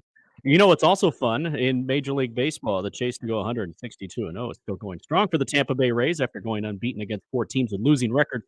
The Rays are headed to Toronto to try setting Major League Baseball's post-1900 record for consecutive wins at a season start. They rallied in a 7-run fifth inning that Harold Ramirez began and capped with doubles. As the Rays beat the Red Sox 9-3, they've now matched the 13-win start of the 1982 Atlanta Braves and the 87 Milwaukee Brewers. The only longer opening streak was 20-0 by the 1884 St. Louis Maroons of the Union Association. The Rays have won all but 2 of the games by 4 or more runs and have outscored opponents 101-30 with the most runs in the big leagues and the fewest allowed. 20, so it's 20-0. 20-0. 20-0. St. Louis Maroons. I'm all in this now. They're going to go 162-0, and I'm here for it. At least get at least 50. Number one seed. Gotta go. Yeah. Thanks, Jimmy. I have to. I know you just played the song from your favorite Bolton movie, Smokey. This is not enough. This is Bolton. Yes. Thank you. If you could throw anything from the Big Lebowski. We got another update coming up later in the 8 o'clock hour, so I feel like we could also go to another great Bolton movie. Market 7, very Donnie. good recommendation. Yes, sir. Nebraska bowling is going for the national championship tomorrow night. Yep. Yeah. People will watch. Sports bars will have it on. Yep. And people will react They won accordingly 8 to national strikes. titles. They're a juggernaut. You'll be at the bar watching, but it won't just be like, oh wait, what happened? No, they'll be in on every roll. I mean, it's a great story. I mean, Bill Straub, he married one of his bowlers, and then he was like a legendary guy. He was even featured on HBO. Remember they did an insight? Yeah. You're like, my God, this is like a juggernaut in bowling. Yep. And then he retired, handed over to his assistant. They haven't missed a beat. It's a dynasty. Or a roll. Or a roll. All right. We'll keep the laughs going. Craig Gass. I usually have comedians on. Nick shows up and he wants to be funny. So his good friend. Is it safe to say he's your good friend? I mean, we text. So That's I good, friend. we've never had a beer together. Okay, so that's we could change that here. So, we could. So It's, that's how you define if you're friends or not. You and I have never had a beer. yes, we have. Have we? We have. Yes. Man, you forget When? a lot of stuff. Technically, we had him last night. Well, that happened. I know we've had it at the old Dudley's Pizza after a UNO event. And Wow, then that's a long time ago. before you went to solo show, we had a beer over at Legends. We did? Yeah. Wow. D-Pick's going to be at 72nd and Dodge when they win, by the way. Oh yeah, that'll be crazy. Yeah. Okay. All right. So we're in the friend level. We've shared, and I think I followed you and Shafe to that's at right. CWS one Yeah. time. We went out over by the old Matt and had a couple of drinks. Yeah. Man, I know life happens, but come on. Oh, that's right. I carry those memories fondly in my heart. I remember that. Jenny sent me a picture. Yeah. Come on, it's 7:30 in the morning. Long night. Well, I need before to have you- a talk to my wife. That was before you got married. Those were the days of post Nick at the College World Series. Yeah. Ooh, those were some times. Just best I stay away from all that. Did I save that pick? Craig Gass joining us next. Hey, you can join at the big event coming up in June downtown. Tickets for Less can take care of you. Ticketsforless.com is your friend when it comes to all the baseball. At the Warner Park, downtown to the Chuck, all the Division I baseball and baseball in the area. Some of you have already said, tickets for less. I want to go see the Royals and the Braves this weekend. Hook me up. So you've gone to ticketsforless.com. You found the best selection of seats, 0 per ticket fees, and you've taken advantage of the additional discount at checkout when you put in the zone at ticketsforless.com. Remember, 0 per ticket fees, the best selection on seats, whether you want to go for baseball, the hard ball, or the round ball, or, of course, football. A week from tomorrow, the spring game, or the Husker schedule in the fall. Ticketsforless.com takes care of you. Gary Sharp, Nick Handley, and Jimmy Chavez. Mornings with Sharp and Handley. Weekdays 6 to 10. On 1620 The Zone and 1620thezone.com. Mornings on 1620 The Zone is brought to you by MD West One Orthopedics, Neurosurgery, and Spine. Previously on The Crossover. Donate the meat slicer to the break room. Yes. I could. 1620 The Deli. Would I have to supply the meat? That's a lot of meal. meat. He could bring in his famous ham. Maybe we could put a jar in the break room, call it like the meat fund. The people can just donate money to the meat Nick, fund. I want you to put a jar in there and write the meat fund on it. Let's see what happens. Yeah. It's Okay. an experiment. Mornings with Sharp and Handley. The Connor Happer Show. Unsportsmanlike conduct. 6A to 6P. 1620 The Zone. Your Omaha area forecast from Canoyer Garden Center and KETV Newswatch 7 on 1620 The Zone. Chance for a few strong to severe storms Friday evening in the metro, mainly after 6 p.m. Otherwise, expect a warm and breezy day for your Friday with increasing clouds. South winds gusting 20 to 30 miles per hour throughout the day, highs around 83. I'm meteorologist Sean Everson from KETV Newswatch 7. Check out Kugler Vision Spring Break Spectacular LASIK Savings at KuglerVision.com. 1620 The Zone. Traffic. From the Zoom Drain Time-Saving Traffic Center. We have no accidents to report at this time, but you can expect a significant delay from 102nd to 90th along L Street. Then on Center, be prepared for things to start slowing down a little bit from 192nd to 180th. And on 204th, be prepared for just a little bit of slowdown near Q Street. As always, remember to stay safe and wear your seatbelts. I'm Chris Scott. This time-saving traffic was brought to you by Kinghorn Gardens. At Kinghorn Gardens, they do things differently. They know who they are and what they do. They've been transforming outdoor spaces for 30 plus years, and they're looking for difference makers to join them. Become more familiar with them and the positions they have open at kinghorngardens.com. It's mulch better at Lanahaw. Planning to wake up your tired yard for spring? Make your landscape the envy of the neighborhood with mulch from Lanahaw's Garden Center, where quality is always a priority. Convenient pickup or delivery available. Lanahaw Nurseries, 192nd and Center. The cigar enthusiasts at Hearth Cigars and Pipes are a pretty diverse bunch of humans. Some enjoy an adult beverage or two, others pass the time with a competitive yet friendly game of dominoes. Still others enjoy shooting some pool downstairs, while more than a few are just satisfied with each other's company. The common thread with all of them is the awesomeness that is their favorite cigar from the humidor. Hearth Cigars and Pipes, just off the 48th Street exit from I-680 at the corner of Mormon Bridge Road and McKinley, and at hearthcigars.com. It's time to wake up your taste buds.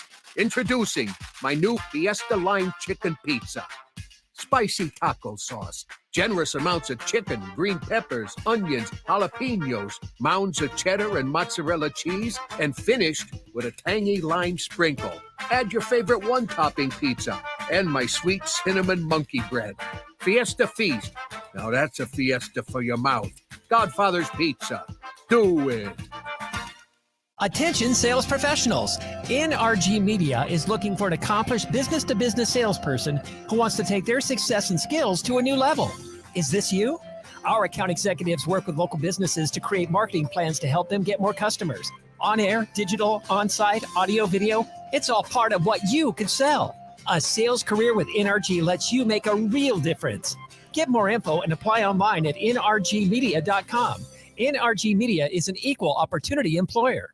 Families who travel to Ronald McDonald House Charities in Omaha are facing extremely uncomfortable situations. Their child is sick in an unfamiliar city, unsure of how to handle it all. But when they walk in our doors, they can find comfort in the little things. A quiet moment away from the beeps and buzzes in a hospital room. A calming voice saying, "It'll be okay." Help us provide the little things that make a big difference. Support a one-night stay for a family in need by visiting rmhcomaha.org/radio.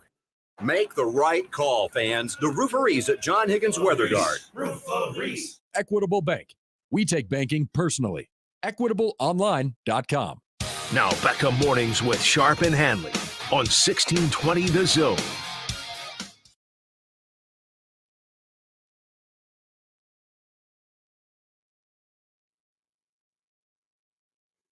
All right, this is kind of a change for the show. We don't normally have comedians on. Not that we're against them. Sorry, Craig. But we have in studio, this is awesome, Craig Gass, who is back in town.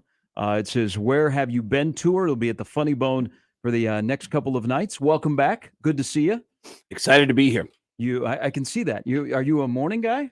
I am, because I start. Most guys in your industry, I mean, you're burning the midnight oil. Yeah, most of them are on coke. Okay. And I'm not. So you're not? I'm not on coke. I don't Attaboy. drink or smoke or do drugs, which makes me an unusual comedian. But I started out in morning radio, so I like getting up on the air So you're early in the home. morning and messing with people. Yeah. So your background, you have a little bit of radio and TV before you ever hit the stage as a frontman for rock bands. Yeah, I mean, when you say front man, I've opened. Well, you're the manager for Steel Panther. Oh, you saw that? Oh my God, how crazy is that? I've opened for Metallica. I'm the first comedian to ever open for Metallica. I've opened for System of a Down. I've done shows with Corey Taylor, who grew up down the road from here, the singer of Slipknot, and I would go out on stage and lie to the audience so that they would listen to me and say, "Good evening, my name is Craig. I am Metallica's manager." And everyone goes, "Yeah." The band has some very important announcements, and I just make up crap that is not true, but sounds really awesome, and it gets them to listen to me, and then I start putting in some jokes, and then I get away with murder. There's a clip of me doing that in an arena opening for Motley Crue on their farewell tour, quote unquote farewell tour. And I am on stage. My friend is filming behind me, and I go, "We're recording a live album tonight." Everyone goes, and then I turn around, I cover the mic, I look at my friend, I go, "They bought it, these idiots." And then it's amazing. But I'm a stand-up comedian I played a bunch of characters on King of Queens, Sex and the City. I do voices on Family Guy. I'm mostly known as a guy who does voices, and I've always had this ability to do voices because of how I grew up. And this is not a joke. This is a true story. No, I know this story. This is a great story. So everyone in my family is deaf. My mom, my dad, and my sister are all completely deaf. And I know I always feel the tension when I say that. People always get very serious. And most people get serious. I had this one awful experience when I opened for Metallica. The drummer of Metallica, Lars Ulrich, not a sensitive guy, and not quite grasping everything that I had told him, because he actually introduced me to his band. And this is a quote. Lars Ulrich said, "Hey, man, this is Craig. This is the guy who does all the voices, and check it out. His whole family is retarded." I go, "They're not retarded. They're deaf. What are you talking? Dude, you are getting my story wrong." But yeah, so most people get sensitive when I tell them that my family's deaf, which is funny to me because the most insensitive deaf jokes I've ever heard were from deaf people, my own deaf people. Like a few years ago, I threw a surprise birthday party for my sister. And you can argue that anything for deaf people is a surprise. But we had afterwards, we're sitting down having a dinner after the surprise. And my sister, who is deaf, is sitting across the table from me. She's signing to me. Mhm. And she waves and says, "Do you want to hear a good joke?" And I said, "Sure." And then she said, "Me too." And I was like, oh my God. Yeah. Wow. But growing up in a deaf family, I couldn't learn how to talk from my family. I learned how to talk by copying all the voices I heard on TV. And I never got an accent from the Bronx, which is where I'm from. And everybody in the Bronx I always say sounds like Tracy Morgan. Everybody in the Bronx talk like this, whether you black or white, male or female. That's crazy. Hey, this is the voice of your next door neighbor, and I'm a Vietnamese girl. That's crazy. Like everybody sounds like that. So growing up in that family, the weirder the voice, the easier it was for me to do it. And that's how I got this ability, like from Christopher Walken, who's got a real stop and go kind of voice where he'll talk every once in a while. He'll stop and then I'll keep going. Or Adam Sandler, shibby doo hee hoo, you know. So yeah, and then now doing voices with Family Guy, American Dad, and the Howard Stern Show. They send me a homework assignments like, hey, can you do this voice? Can you do this voice? I'll work on it and I'll send it over. That's what the whole show is at the Funny Bone this weekend. It's just impressions and then stories about the people I do impressions of. And did I hear you like some of the first voices you did and following TV and repeating those lines was Ali and Howard Cosell? Yeah. Muhammad Ali, Howard Cosell, the Fonz, like whoever was on TV. Again, it's unusual voices. Then as I get older, I start learning voices of everybody's parents so that I can, when we're teenagers and we want to go out and go to a kegger, it's I can actually impersonate some of our parents and call everybody up and go, Jeff's coming over. We're going to have an ice cream party. He's going to spend the night over here. So we got away with murder, man. We got away with murder. But then as you get older, you start, anyone who I spend time with, I learn their voice. Like Tracy Morgan, I used to write for a Weekend Update at Saturday Night Live, and Tracy is just certifiably insane. You said you never had so you never had Tracy Morgan on the show? No. Tracy Morgan is responsible for the absolute craziest entertainment business story ever that I love. I was getting ready to go on stage one night, opening for Dave Chappelle at Caroline's. This is 2001, and Dave is rolling out clips of this new TV show he has called The Chappelle Show. And he's like, hey, man, I want you to see these clips. This is the thing I'm working on. And everybody, he's playing clips from this show that's going to be groundbreaking. And I'm getting ready to go on stage when this agent runs up to me, super nervous, and said, did you hear about the party last weekend? I go, did I hear about what? And he goes, did you hear about the party? And I go, what? What party? And he goes, Tracy Morgan had a party that turned into a sex party. Go, what? And he's describing this crazy scene, and he walks away, and then around the corner, Tracy Morgan shows up. I hadn't seen Tracy in probably a year at that point, and I go, Tracy, I heard your party was messed up, man. And Tracy Morgan rolled over and just eyeballed me before he said, it was crazy. It was crazy, Craig. You know what's crazy about it? When you get off on my floor, you don't even hear nothing. You don't hear nothing at all. Then you start walking down my hallway, but you still don't hear nothing. Then you knock on my door, but you still don't hear nothing, right? And then when I open the door, there's buttholes and toes everywhere. And I went, and just because I've never heard that phrase before, I said, did you just say buttholes and toes? And Tracy Morgan said, yeah, before he added some of them toes were in the buttholes. And he walked out of the room, and I was like, that's the most magical story I've ever heard in my life. By the way, that is the censored version of that story. Yeah. If you want to hear the uncensored version, come out to the Funny Bone this weekend because, that's. But I've had all these unusual experiences that led up to Family Guy, who discovered me on YouTube. I never even auditioned for Family Guy. They discovered me on YouTube, and they brought me in to do an episode where I every TV show I've been on, King of Queens, Sex and the City, I never watched those shows. Family Guy I was a huge fan of. So when I walked in the studio with Seth MacFarlane, I was genuinely freaking out with him. Came off a little strong. Do you ever have guys on the show that, I guess at this point, sports guys, you don't get nervous around them if you're a fan, or do you? Some.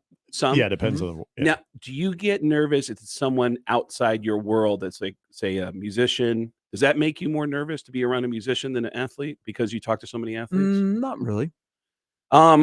Seth is kind of outside my zone a little bit because he's a writer, he's a producer of shows and I walked in and that whole recording session lasted maybe 5 minutes. Really? And yeah, Seth is running the board, Mhm. and Seth kept doing one line as Peter Griffin, where he kept saying, "This is crazier than when Al Pacino was a slumlord laundromat tenant."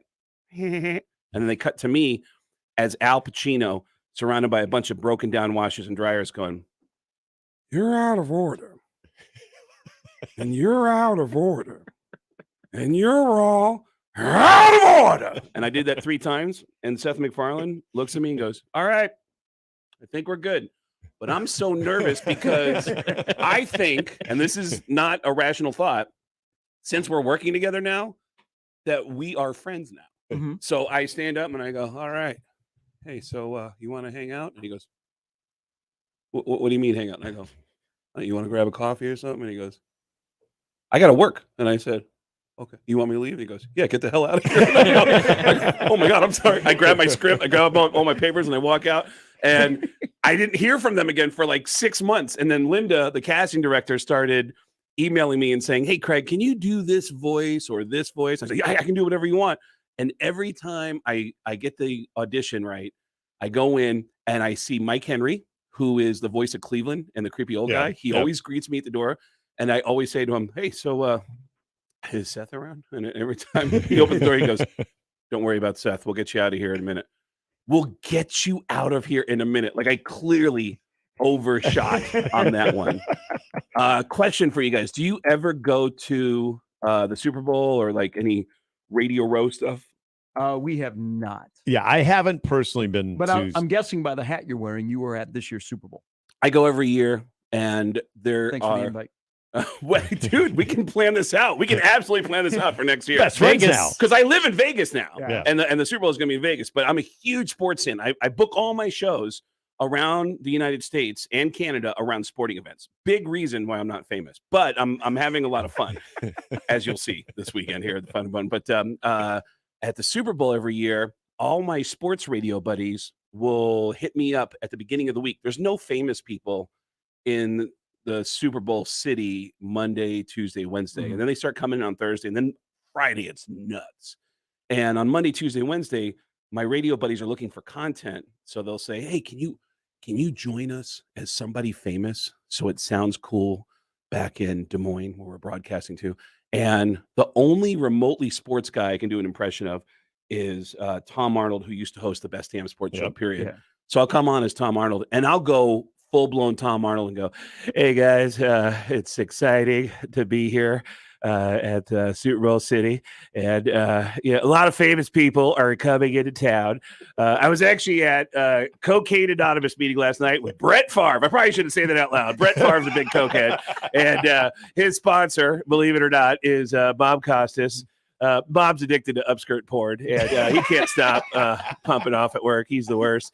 And again, I shouldn't say that out loud. And I just start rattling off sports guys off the top of my head and attaching them to addictions. And every year, the Twitter just like attacks Tom Arnold and goes, "Dude, it's supposed to be anonymous. What's wrong with you?" And Tom Arnold, God bless him, will fight the entire internet every year and go, "Hey, did you notice that Sam Kinison was there and that he's been dead for 30 years, you idiot?"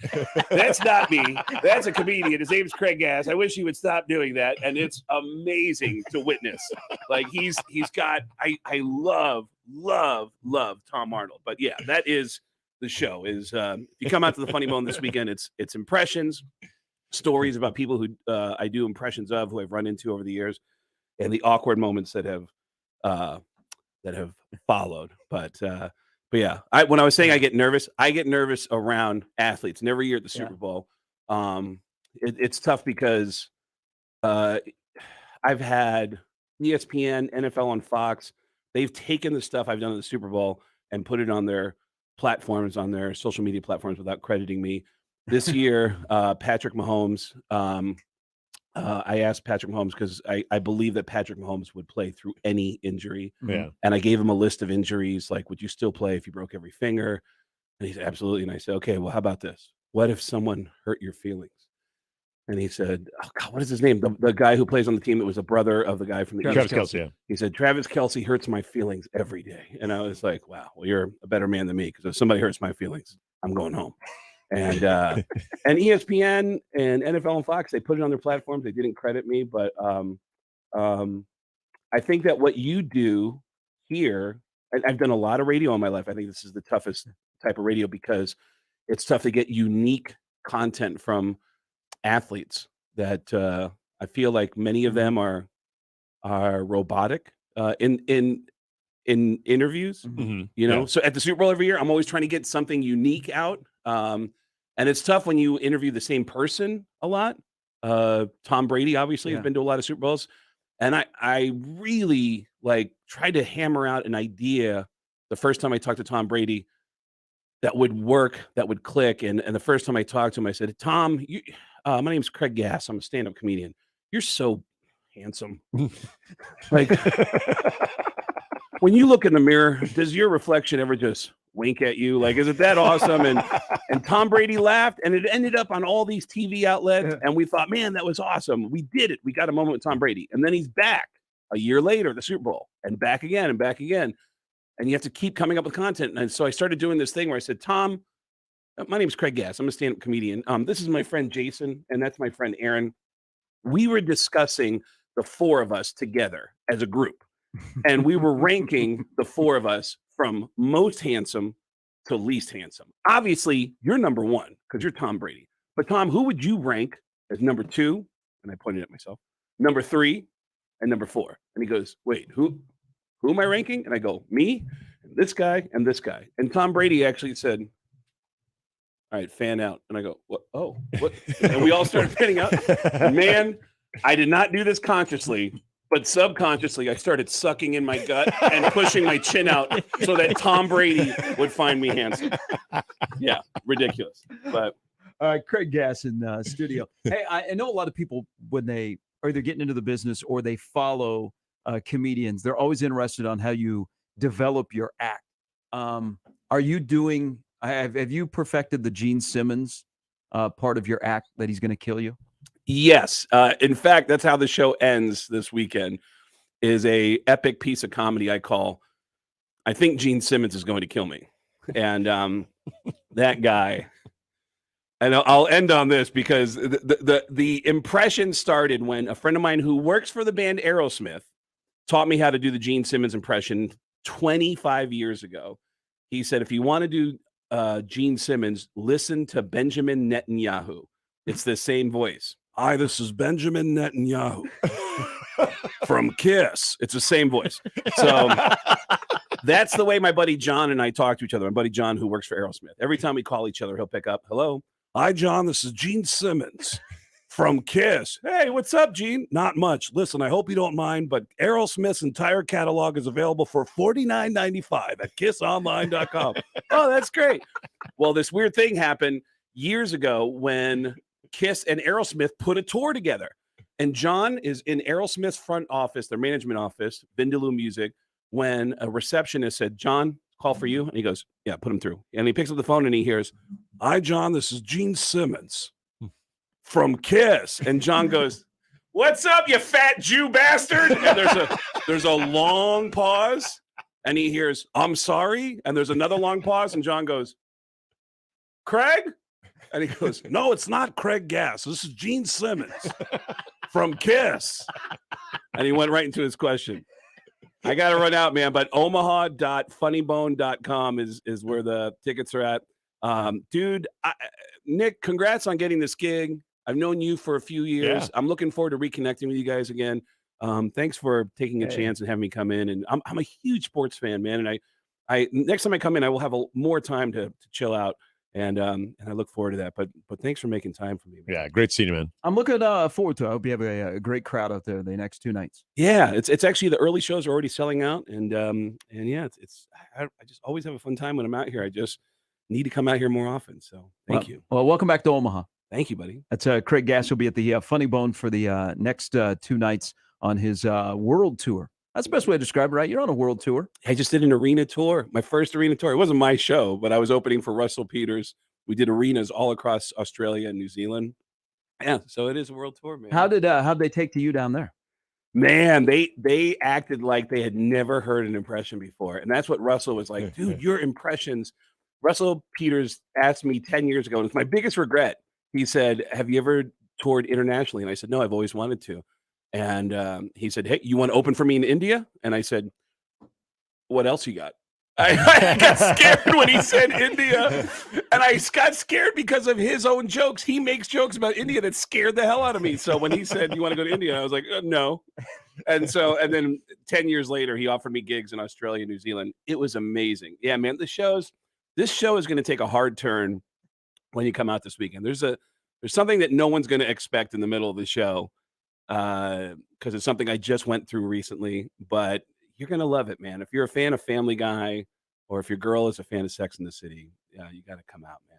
It's a fun show. Hey, we appreciate it. Thanks for stopping in. Thank you. I'll see you, buddy. That's Where Have You Been tour. The next 2 nights. Of course, you know where to find out more information on Craig Gass, and you can find out more about Craig at getgas.com. We're back with more of Sharp Mornings with Sharp and Handley at 1620 The Zone. Hey, it's a great time to take a look at all of Woodhouse Mazda's new inventory. Be an SUV driver and get into the CX-50, all new CX-50, CX-30. But also, while you're at Woodhouse, you might just get hooked with the customer experience. It's a reason that I and so many other are customers for life.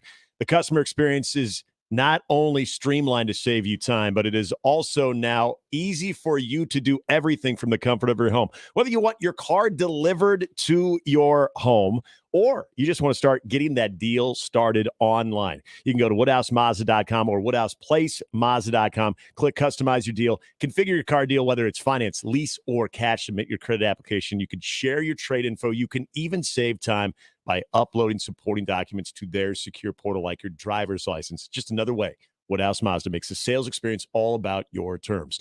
You can always visit their 2 convenient metro locations, Woodhouse Mazda in Bellevue, Woodhouse Place Mazda in Millard, where you will experience a knowledgeable, friendly staff and will help you find exactly what you're looking for. It's the way shopping for your next vehicle should be. Woodhouse Mazda, a drive worth experiencing.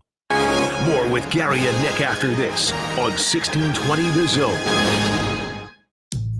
The best way to catch all the action is on 1620 The Zone. And no line for the bathroom. Wendy's $3 breakfast deal is a bacon or sausage egg croissant plus small seasoned potatoes for $3. It's the breakfast that don't miss. So if you did miss Wendy's breakfast, don't imagine. Fresh cracked eggs, sizzling sausage, crispy bacon, and block out those hot, buttery, flaky croissants. Croissants don't really make a sound, but if they did, for a breakfast that don't miss, Wendy's is that breakfast. Choose wisely. Choose Wendy's $3 breakfast deal. Limited time only. Participating U.S. Wendy's. Select a request $3 breakfast deal to obtain discount. Not valid for a la carte combo orders. I always wanted to learn Spanish, but I never thought I'd have the time. Then I discovered Babbel. Babbel's lessons are fun. They only take like 10 or 15 minutes, and in 3 weeks, presto, you're starting to speak another language, like magic. I love that Babbel's lessons aren't just robots talking. They're voiced by native speakers, so you get the pronunciation just right. If you want to learn a language, there's no faster, easier, better way than Babbel. Babbel. Babbel. Go to Babbel.com to try for free. That's BABBEL.com. Babbel.com. Car repair is car repair. Most places you go can change your oil or fix your brakes. The difference is the experience you'll get at Omaha Car Care. We're part of the community. We were born here, and we believe that our relationship with you should be built to last. We're going to consult you, not sell you. We're going to give you a free loaner car. We're going to treat you like a valued friend that we want to continue to see in the years to come. I'm Rick Betker, owner of Omaha Car Care, and we'll be along for the ride. Prescriptions require an online consultation with a healthcare provider who will determine if appropriate. Restrictions apply. See website for details and important safety information. Subscription required. Price varies based on product and subscription plan. Hey guys, did you know there's a generic form of Viagra that works just the same, but is 95% cheaper? And you can get it online? Just go to 4hims.com/radio. Through Hims, you'll get a free medical consultation, discreet shipping if prescribed, a 100% online process, and trusted generic alternatives to the name brands at up to 95% off. That's right. Get generic for Viagra, the same active ingredient as brand name Viagra, but for 95% less. It's the same medication, still prescribed by a licensed medical provider, but with zero copay, no expensive appointments, and no awkward face-to-face conversations. To start your free online visit, you need to go to this exclusive address, 4hims.com/radio. That's forhims.com/radio for your free online visit. forhims.com/radio. Life doesn't stop when cancer starts. After a diagnosis, treatment is vital. But for some, just getting there, to appointments, chemo, or radiation, is a major challenge. You can change that. Volunteer to give rides with the American Cancer Society Road to Recovery program. A few hours of your day could make a life-saving difference for someone with cancer. Visit cancer.org/drive to learn more. That's cancer.org/drive. Your exclusive home for Royals baseball in Omaha. Right up the middle, base hit, and the Royals are a winner. 1620 The Zone. Now back to Mornings with Sharp and Handley on 1620 The Zone.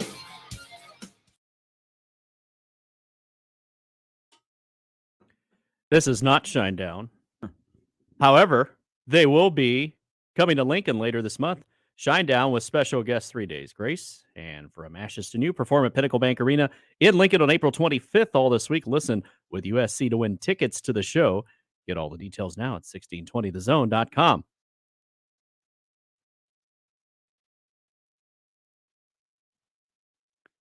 Hey, as we wrap up this hour, news yesterday that a not-so-good human being that has destructed a lot of people's lives is basically an a-hole that's going to get rewarded with a $6 billion parachute, as Dan Snyder is selling the Washington football team, otherwise known as the Commanders. I wonder how much longer they'll be the Commanders with the new owner. Yeah.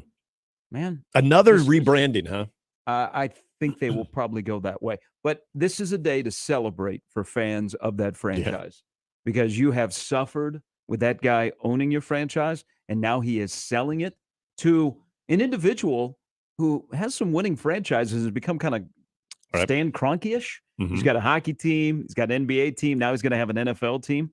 It just reiterates the best gig in the world is owning an NFL team. Were you bummed that Bezos pulled out?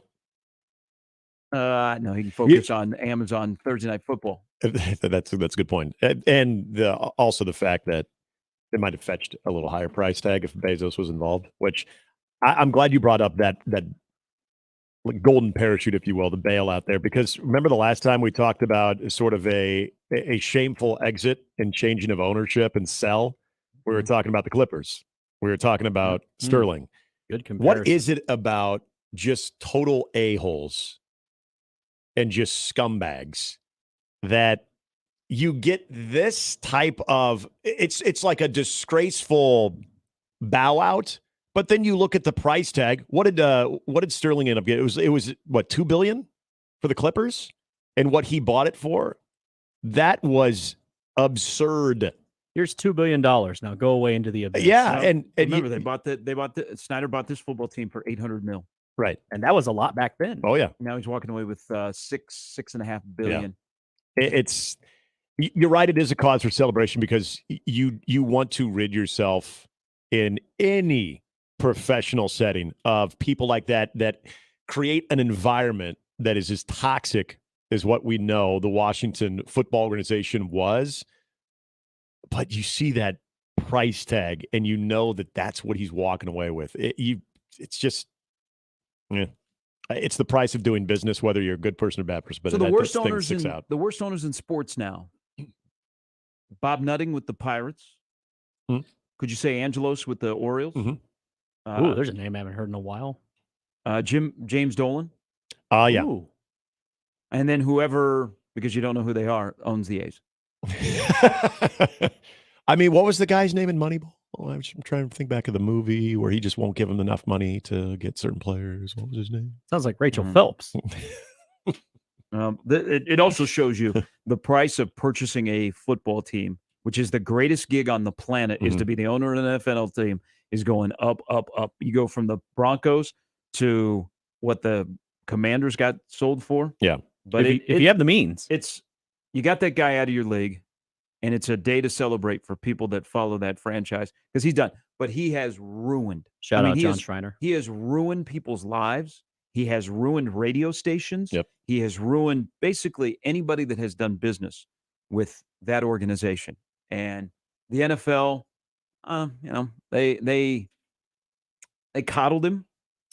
They kept him around for a while, and finally he was sold. And you sold it to somebody who has a strength in their organization of accountability, which is exactly what they need there. But he also has a strength of winning.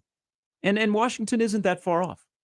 So yesterday was a good day for fans of the Commanders, good day for fans of the NFL, even though a guy that is an a-hole is walking away with $6.5 billion. Right. And that's putting it nicely. All right. 2 in the books, 2 to go. Mike Schaefer is going to join us in the next hour. Thoughts on what's happened so far in spring, but most importantly, the new recruiting rules that were announced yesterday and how it'll affect Nebraska, and maybe what happens tomorrow in college football because the portal is open.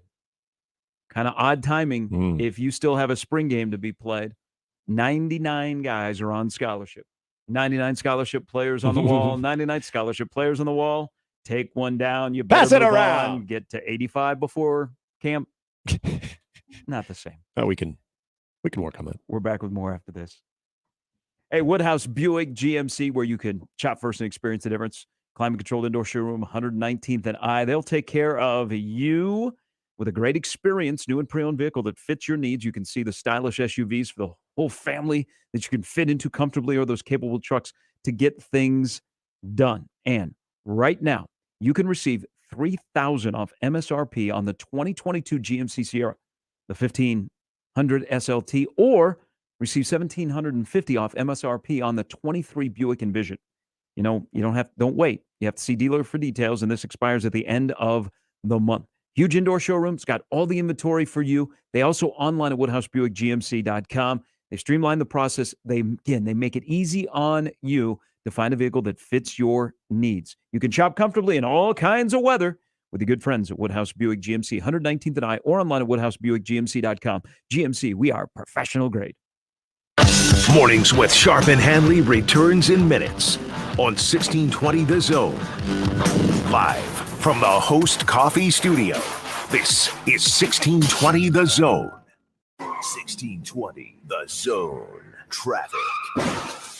From the Zoom Drain Time-Saving Traffic Center. We have no accidents to report at this time, but you can expect a little bit of slowdown from 96 to 83rd along L Street. Then along Highway 370, be prepared for things to slow down just a little bit near Gold Coast Road. And along Industrial Road, looks like things are starting to slow down just a little bit from 120th to 138th. As always, remember to stay safe and wear your seatbelts. I'm Chris Scott. This time, Saving Traffic was brought to you by JM Online. Upgrade your website with JM Online. We take the time to understand your goals, industry, and target audience to create a custom website for your brand. Ready to level up your online presence? Go to jmonline.com and request an initial call.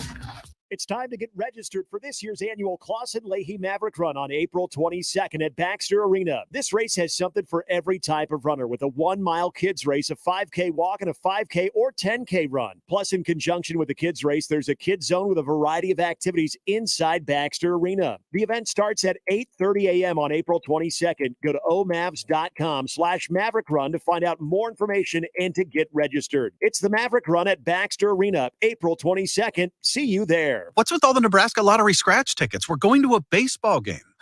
They're for the 7th inning scratch. You mean the 7th inning stretch? Hey, you can stretch if you want. I'm scratching. Starting a new baseball tradition? Sure. Why not add even more excitement to the game? Check out all these fun tickets, and I could win thousands between innings. I suppose the next thing you'll do is change Take Me Out to the Ball Game to Take Me Out to a Nebraska Lottery retailer. Buy me some peanuts and scratch tickets. Play is good. Go play. Odds vary by game. Hello, Talking Deer here. I want to take this time to thank the Nebraska Lottery. Since 1993, Nebraska Lottery proceeds, over $900 million, have gone to its beneficiaries, including the environment. And since I'm out here in the field every day, I see it firsthand, or first hoof, I guess. Who are you talking to, dear? Oh, I was just thanking the Nebraska Lottery and all the people who play for supporting the Nebraska environment. That's nice, dear. The Nebraska Lottery, 30 years of building a better Nebraska. How powerful is the Cox network? So powerful that one day the internet will let your doctor perform miracles from thousands of miles away. Connecting to remote operating room. Giving a whole new meaning to the term house call. Operation complete. The Cox network, With multi-gig speeds now available, it's internet built for tomorrow, today. Cox, bringing us closer. Limited availability in select areas. Speeds vary and are not guaranteed. Cox terms apply. Other restrictions may apply.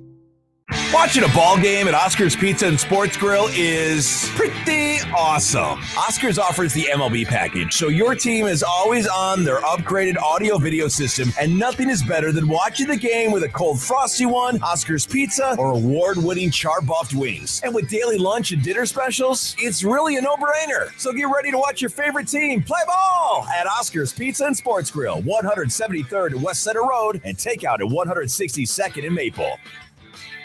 I'm Omaha Athletic Director Adrian Dow, and I want to introduce you to 3 Omaha schools that are playing a vital role in keeping our community strong. We serve nearly 600 pre-K through 8th grade students, most of whom come from disadvantaged neighborhoods. These students receive a values-based education with the family support they need. I'm a proud member of the Q's Fund Board, which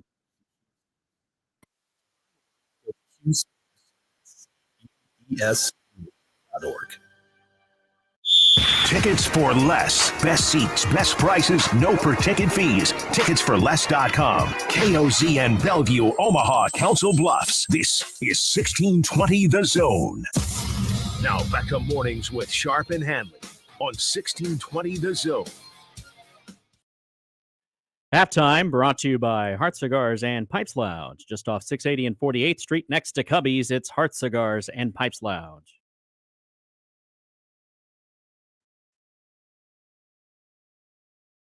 So we are portaling in college basketball. In college football, the portal opens up tomorrow to the end of the month. And if you're there's like players that are already in it that you would consider, okay, that's a good get. But Jordan Addison is not that type of player, not in the college football portal. And I don't know in the second round of the portal if you're going to find a difference maker. Like if you need, for example, Nebraska needs some depth on the offensive line or defensive line. So I guess I'm probably not going to dive deep into college football portaling. But you know what I would like to do, and this is my yearly plea,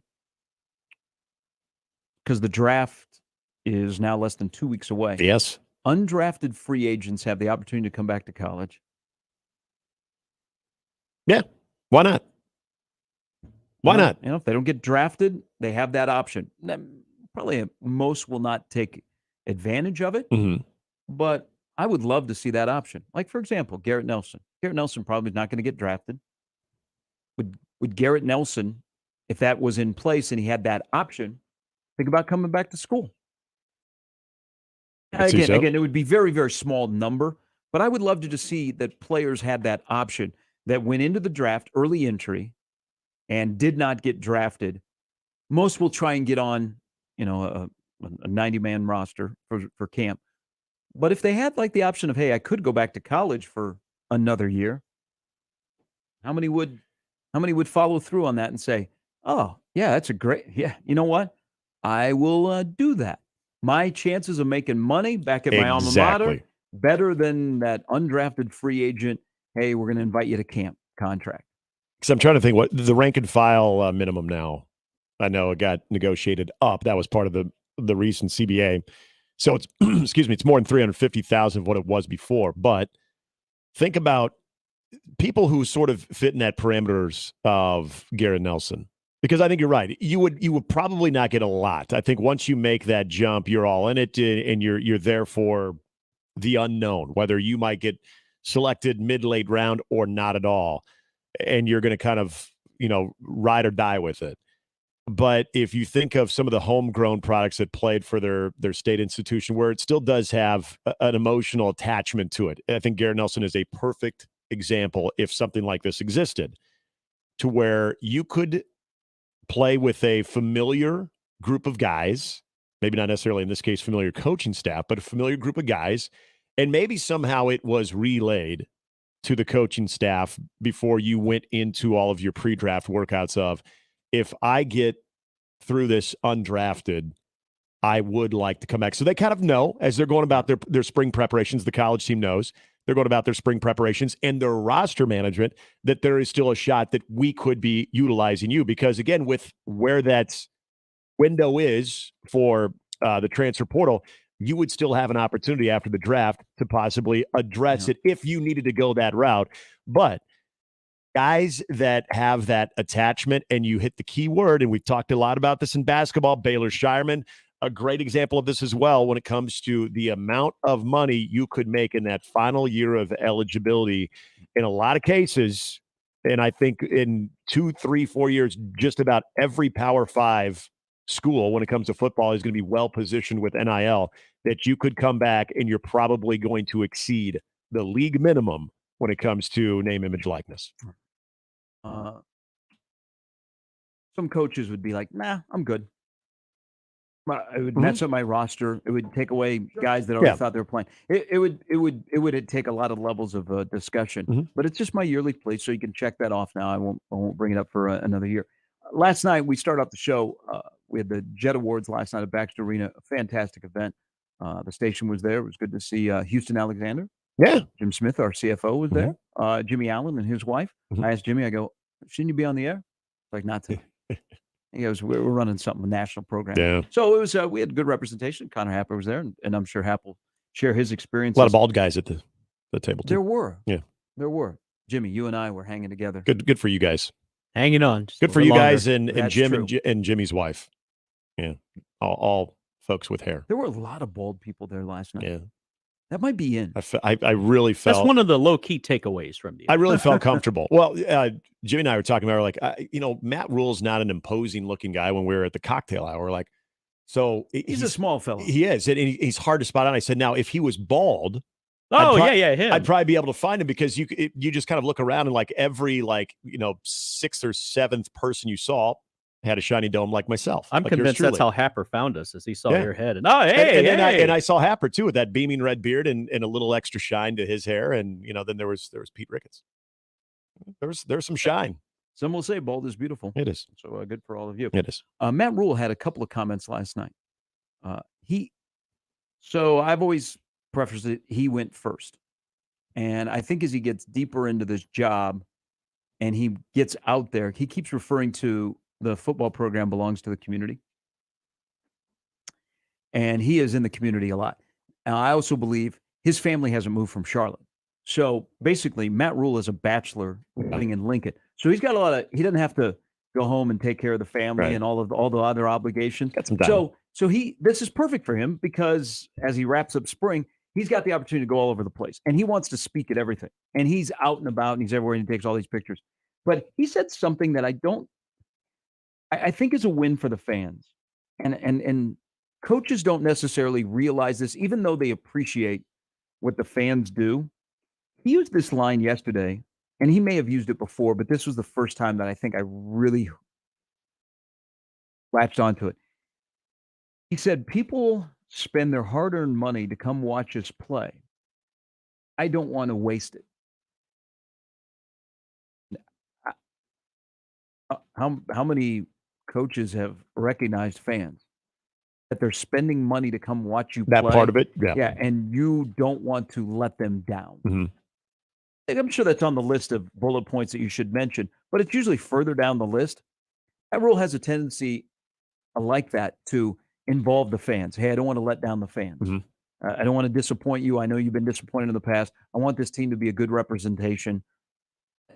His approach, again, I say this almost every day, is very intriguing to me on how he's going about going first and laying the groundwork. So he has lowered the temperature where you don't hear, I'm not, get away from that Rule Aid. It's poison.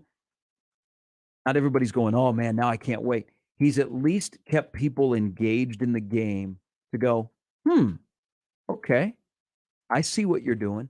Instead of, I'm waiting until the fall. Yeah. And rightfully everybody will do that. But in the meantime, when you haven't turned the scoreboard on, I think he's done a really good job of setting the groundwork for who he is and what they're going to do. But just a little simple comment about recognizing the fans that they spend a lot of money in it. It takes an effort to go to games on Saturday is quite interesting in this day and age of Nebraska needs butts and seats because they got big projects coming up. He strikes a lot of the keynotes. I think when you hear him either talk in a setting, which was my first time to actually hear him, in person like that, or even after press conferences when he's hitting keynotes about the team, the roster, the culture, however you want to go about it. And the area that I always thought whoever Nebraska hired after the Frost era, in a really maybe odd way, would sort of have that advantage in year one, where you would actually, depending on how you went about constructing your vision as the new Nebraska head football coach, you're going to have one benefit that I don't think Scott or Mike Riley had. And that was you were going to be able to go in sort of in that first year as under the radar as you can in Nebraska. And I understand that you're still always going to be the talking point and the focal point of what's to come. But what this fan base has been through when it comes to expectations in the last decade, you at least had that going for you. So when you say people are not in that mindset of, at least not fully in that mindset of, I don't care what the hell you say, I will wait till the fall before I have any thoughts whatsoever. You do have that in the back of, I think, the majority of Nebraska football's mind.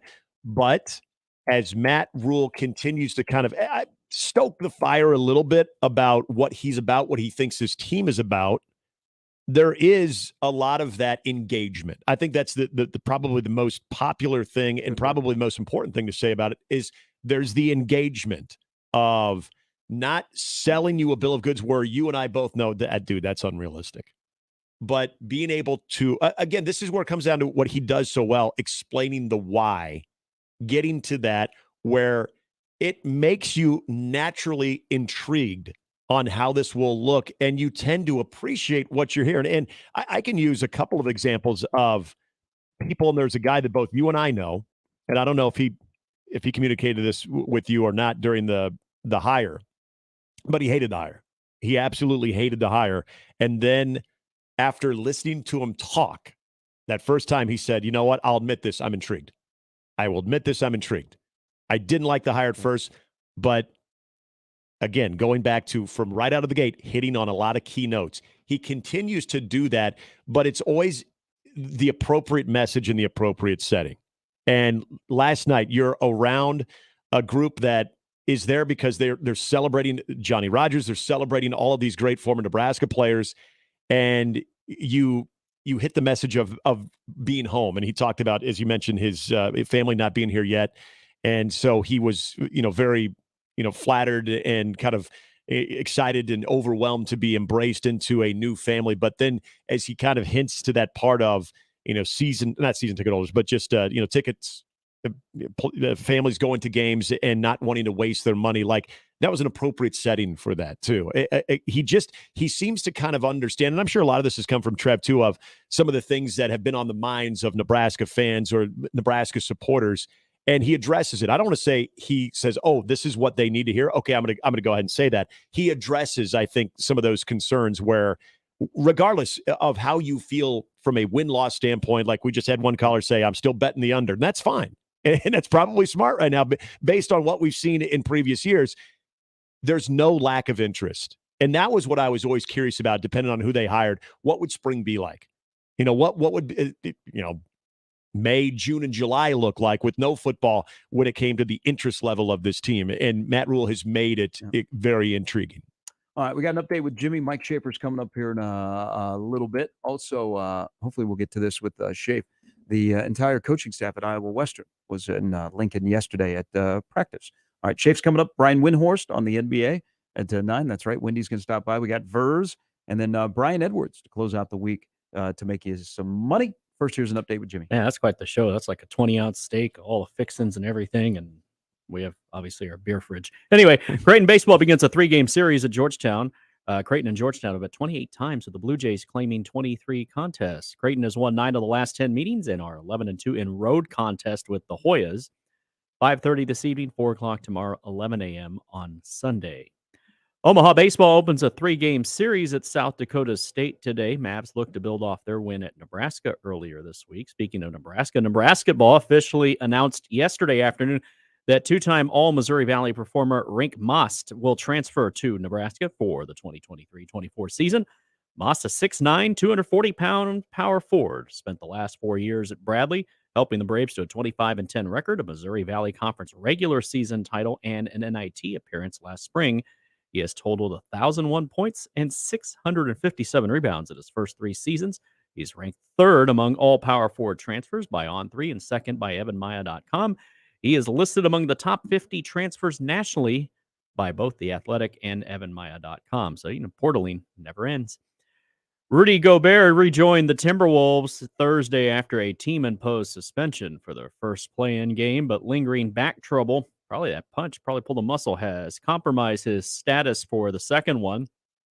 No big deal. It's just your season on the line tonight. Speaking to reporters yesterday for the first time since the public fight, Gobert said he probably wouldn't have been healthy enough to play the Lakers anyway. He's aiming to return tonight when the Wolves host Oklahoma City in their last chance to make the playoffs, but there's no guarantee. No microphones were licked in the process.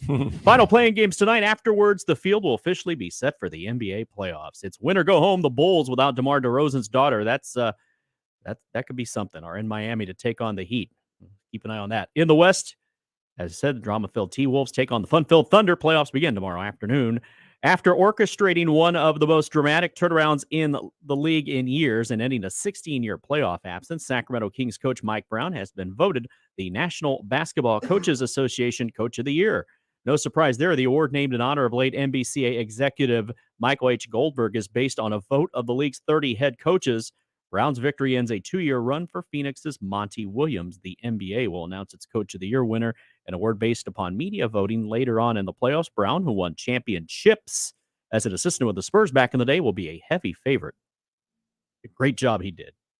3 seed, and of course, they're an underdog against the 6-seeded Warriors, as they will be on ABC for the first time in 16 years tomorrow night. So you watch bowling on one TV, Kings and Warriors on the other. Average ticket price, $427 to get in the Golden Center. Tomorrow night to watch the Kings Building's play at gonna home. Be rocking like Arco back in the day. Does anybody know, is DeAr DeRozan, does she go to, do we know if she does most of her schooling in Chicago or in the Chicago suburbs? I don't know, but the Bulls should have hired a tutor and had this. Well, already. that's what I'm getting at.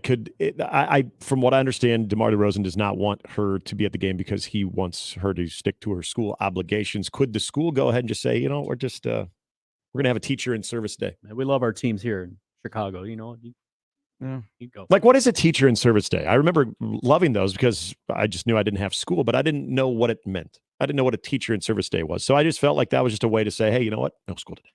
They always told me teacher in service meetings, and more. Yeah, I'm sure that's probably what it is. Can't they just throw or just a mental break day? If Yeah, I'm a teacher. yeah. Teachers party after during winter break and summer break. Mike Schaefer coming up here in a little bit. Wait a minute. Now I guess she is. Yep. Let's go. Malika Andrews just said in an interview with Zach LaVine and DeMar DeRozan, I think the teacher is going to give her a hall pass. Yeah. All in on the Bulls now tonight. For the greater good. Trust me. The Heat's offensive profile is very similar to the Raptors' offensive profile. Take the Bulls in 5.5. They're getting 5.5. Take the Bulls in 5.5. And then let me have the Lillard in the offseason for the Heat. I'll let you go in the playoffs. Okay. Just give me Lillard in the offseason. That's a good trade-off, It'll be though. good. Because really, how far are the Heat going to go in the playoffs if they win tonight? If you can get Lillard in the process, I think that's a good trade-off. Hell yeah. Who wouldn't take that? Yeah. Tonight looks pretty good if you're the Bulls. All right, 8:25. Shafe next on Mornings with Sharp and Handley on 1620 The Zone. Gary Sharp, Nick Handley, and Jimmy Chavez. Mornings with Sharp and Handley. Weekdays 6 to 10. On 1620 The Zone and 1620thezone.com. Mornings on 1620 The Zone is brought to you by MD West One Orthopedics, Neurosurgery, and Spine. Previously on Unsportsmanlike Conduct. I still don't think it's great for most of the college sports to have this nonstop, uncontrolled free agency. This is what happens when the organization known as the NCAA overcorrects. I love the idea of a one-time free pass. Sure. So I think if you give them the one time, like especially in this time period in our history, I think we've all made decisions that we regret and want to change. But that it continues to happen after that, I definitely think it's weird. Unsportsmanlike Conduct with John Bishop and Josh Peterson. Weekdays 2 to 6 on 1620 The Zone. Your Omaha area forecast from Canoyer Garden Center and KETV Newswatch 7 on 1620 The Zone. Chance for a few strong to severe storms Friday evening in the metro, mainly after 6 p.m. Otherwise, expect a warm and breezy day for your Friday with increasing clouds. South winds gusting 20 to 30 miles per hour throughout the day. Highs around 83. I'm meteorologist Sean Everson from KETV Newswatch 7. 1620 The Zone. Traffic. From the Zoom Drain Time-Saving Traffic Center. We have no accidents to report at this time, but you can expect a little bit of slowdown from Richland Drive to 90th along eastbound Highway 370. Then on Industrial Road, it looks like things are slowing down just a little bit from 149th to 138th. And on L Street, it looks like you can expect a major delay from 96 to 84th. Beware of that sun glare, and as always, remember to stay safe and wear your seatbelts. I'm Chris Scott. This time-saving traffic was brought to you by the Nebraska Lottery. Cash Blast from the Nebraska Lottery is back. Until April 18th, buy a 2x2 ticket and enter to be one of 14 winners of $5,000 or $500. Details at anylottery.com. 2x2 top prize odds, 1 in 105,000. It's your time for higher education, not higher debt. And it all starts with a scholarship application to Metropolitan Community College. Every year, MCC awards more than $3 million in scholarships to students. In less than 5 minutes with a single application, you can apply for all the scholarships available to you. It's your time to path forward. Let MCC show you the way. Register today. Classes start June 6th. Apply today at mccneb.edu/scholarships. Email us on the Equitable Bank inbox with whatever is on your mind. Zone Inbox is brought to you by Equitable Bank. We take banking personally. You can get me, Gary, at 1620thezone.com. We want to hear from you on the Equitable Bank Zone Inbox. Prescriptions require an online consultation with a healthcare provider who will determine if appropriate. Restrictions apply. See website for details and important safety information. Subscription required. Price varies based on product and subscription plan. Hey guys, did you know there's a generic form of Viagra that works just the same, but is 95% cheaper? And you can get it online? Just go to 4hims.com/radio. Through Hims, you'll get a free medical consultation, discreet shipping if prescribed, a 100% online process, and trusted generic alternatives to the name brands at up to 95% off. That's right, get generic for Viagra, the same active ingredient as brand name Viagra, but for 95% less. It's the same medication, still prescribed by a licensed medical provider, but with zero copay, no expensive appointments, and no awkward face-to-face conversations. To start your free online visit, you need to go to this exclusive address, 4hims.com/radio. That's 4hims.com/radio for your free online visit. FORHIMS.com/RADIO. Hi, this is Garen Armstrong with Shamrock Roofing and Construction. That small roofing company my father started 45 years ago has now become one of the largest roofing companies in America by following one rule, the golden rule. No one can install a better roof at a better price, a better warranty than Shamrock Roofing and Construction. Let our local family serve your family. Shamrock Roofing and Construction. Call today or visit us online at shamrockroofer.com. And we're back. Mornings with Sharp and Handley. Here's Gary, Nick, and Jimmy on 1620 The Zone. Wow. I know mixed messages, but after your breaking news with DeMar DeRozan's daughter, that's how my this is mind Chicago went. Bulls. Your starting lineup for yours, Chicago Bulls. I know when you're in Omaha, Nebraska, wait. So yeah. Oh well. It's quite an entry, Sean. Mike Schaefer from Husker 24/7. I can see Schaefer coming out on a walk, doors open, smoke, throwing the bones. I thought he'd like Good morning. Good morning, gentlemen. Mike. How are you doing? Good. How you doing? All right. All right. Good stuff. Yeah. Roll Tribe. How come out here? How come you didn't come out, you and Shelby, which not very far away from being 2 years, you guys did not enter the reception to the tunnel walk? I can't speak to that. Can you have Jimmy bump my audio? I can't. Very soft for some reason. How about I don't now? know. That's what she said. Okay. Can you hear us now? Yeah. Okay. It's a There we lot go. better now. There we go. I literally did nothing. I did we- bump his audio. We will talk a little bit louder. This is also my grill consultant. Shafe is because now it's warming up, and Yeah. I'm going to get a grill. So Shafe is helping me through the process of becoming maybe a member of the Blackstone family. I'm a Blackstone member too. Sharpie, I got knowledge for you, man. Shafe has never let me down. Well, that's nice to know. You're one of the few people that probably gets to claim such a distinction. But see, so here's where it started, whether it be you or Nick.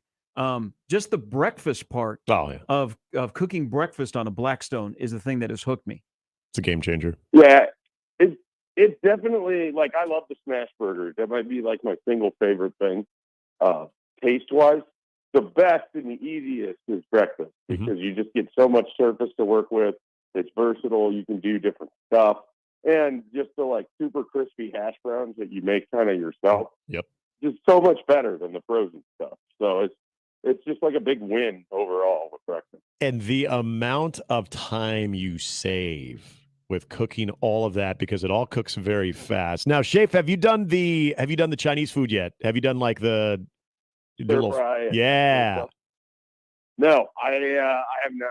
It's very good. We haven't ventured into that yet. It's very good. I highly recommend. We've done a lot of breakfast, like 70% breakfast, and then some Philly cheesesteak, some steak stuff, and things of that nature. Hey, let's before we dive into some questions about what's going on in Lincoln, let's talk about one of your wheelhouse in recruiting. What's your reaction? Because there was yesterday, it was kind of just late afternoon news dump. There's some big recruiting changes coming July 1. What's your feelings on recruits will no longer be limited to 5 official visits, and they'll be able to take unlimited official visits? Yeah, what's going to be fascinating is what programs will allow their, commits to kind of tap into this. I mean, I think it sounds really good. Like you're, to some of these guys, like, oh, I can take all these visits. But the reality is, you're probably not going to want to recruit a kid who's on his 7th official visit, unless you're really desperate at that point. If you're a coach, you're probably really going to emphasize the idea of, okay, you got your spot, you locked it in. If you start taking visits, it could be taken, that kind of thing. So it's really kind of I think, a way to guard against the fact that some kids take 5 official visits right away in the summer, and then we see these mass amount of coach changes.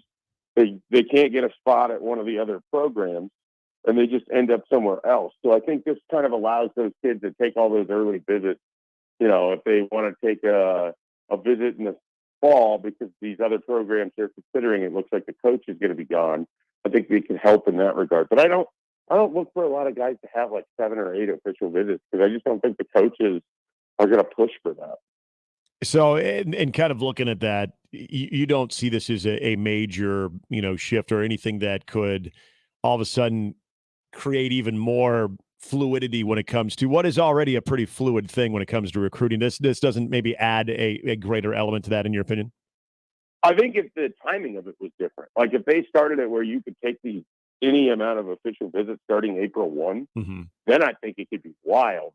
But I think because schools are really going to try to lock up these classes, and we see the recruiting timeline and the commitment timeline move up earlier, where you get a fair amount of guys, commit before they can ever take an official visit. I don't know that the post-July is going to change a ton, but obviously, it's hard to predict what a December could look like. You could have a frenzy of visits at that point if you're one of these guys that's committed to a school that has a big coaching change. So it's really going to be cycle dependent, I think. And I don't know that coaches are going to emphasize wanting these guys to take a lot of visits and getting that thing going. I think having it after July limits it a little bit. I'm trying to think if there's even an example of this most recent class of someone who seems like he would have taken 7 or 8 official visits. Maybe like a pre-commitment Malachi Coleman might have talked about that or considered that, but it's kind of a hard thing to see who this lines up for exactly. Let's play a little game here because Ashton Murphy from Elkhorn South says yes, so he's the 3rd in the class of 24. If you had to guess, who would be the next in-state player in the class of 24 to say yes? So the two guys I thought were most likely were Carter Nelson and Ashton Murphy. Obviously, Ashton Murphy was the one that they just got. So I think with that, Carter Nelson would probably be next, and then I don't know. I mean, it gets pretty interesting. You have several guys committed elsewhere already. I think it's looking tough for Isaiah McMorris and Davon Hall at the moment, but we'll see if they're able to kind of change how that looks. When you get to Caleb Pythram, I mean, you're probably looking at Carter Nelson and then Caleb Pythram. Caleb's been over there several times this spring. I think his interest is high in Nebraska, but they have to go out and they have to go win that recruitment. So that's going to be Matt Rule and Donovan Rail to kind of make that happen. What is, as far as you know, too, what does Carter Nelson still kind of have in front of him as far as any scheduled visits or what he might be doing before making his official announcement? I'm not sure if he's got an approximate timeline. I mean, he obviously has a lot of track events coming up here as the build up to state continues. But he just had a swing down to the SEC where he saw Tennessee and Alabama. And, I believe there's another school in there. And look, it's good news that he didn't commit to Tennessee because the rumblings and rumors about everything going on with the Vols and how hot they are on the recruiting trail. So the fact he didn't commit right away is a positive sign. So I look for him to get back to Nebraska. I don't know that he's going to be at the spring game. I will work on that. I think I want to say there's a track event that he has that same weekend. But I think Nebraska's got a fair shot there. I think they've done a really nice job recruiting him. I know it looks different because they offered the Papio kid, Eric. How do you pronounce the last name, Sharp? Ingwerson. Yeah, so they offered him, but I don't think that has anything to do. They could end up taking an Ian Flint. They could take Ingwerson, and they could take Carter Nelson because not all of those guys are going to end up at tight end. I mean, I think that you could see some position changes with a couple of them potentially, and so you could end up with 3 tight ends in a class, but it could lead to an offensive lineman down the line. You could end up with just one of those guys. So I think they're pushing in all 3 in those directions. Mike Schaefer from Husker 24/7. You can follow Schaefer on Twitter at Mike J. Schaefer. What's your reaction as we're getting to know Tony White? Not just the 3-3-5 Tony White, but as a football coach, he's new to all of us. But he made a comment yesterday, and it kind of, they've scaled back on defense. They're letting things soak in. They don't want to overwhelm guys. But I can't recall somebody in spring ball with this comment. I have to be better in terms of making sure that this is the stuff we're going to run. We're messing around, moving guys around, moving things schematically a little bit. So I got to be cleaner and more efficient to make sure that we get a chance to see guys really play.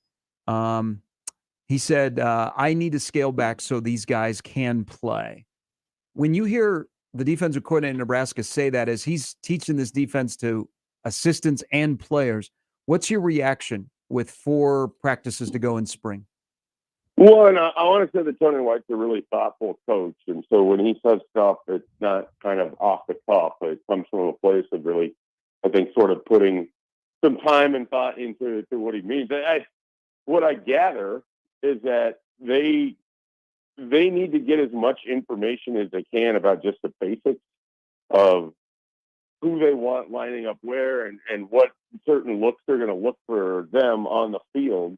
And they want to get as much information about those sorts of things before they pile on even more, I guess. It almost kind of sounds like they needed to kind of slow themselves down so they know what their base is, so then they can build upon that. Like, that's the takeaway that I have from that quote.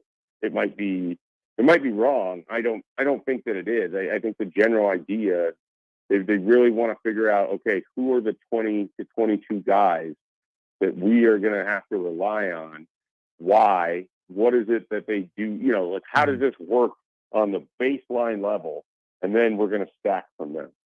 Yeah, there was a couple of things I wanted to ask you about what Tony White had to say. And one of them kind of on those lines of, maybe there has been a lot of cross training when it comes to the DBs. We've heard some of the guys that are working from safety and corner, vice versa, that maybe, now kind of settling in a little bit more to positions. But also he mentioned it, and look, this always gets run because of the fact that we know the previous staff didn't always they weren't always having maybe the most physical practices, and that was always something that was kind of drawing the ire of fans, and based on the product or whatever we saw. Okay, I can understand it, but he talked about something, and this kind of goes back to what you said about him being well thought out, of the fact that this team he feels part of that evaluation process is being able to go live as much, because with not knowing where a lot of these guys are going to fit in, and some of these guys playing in different positions, he wants to see how they do tackle, how they are able to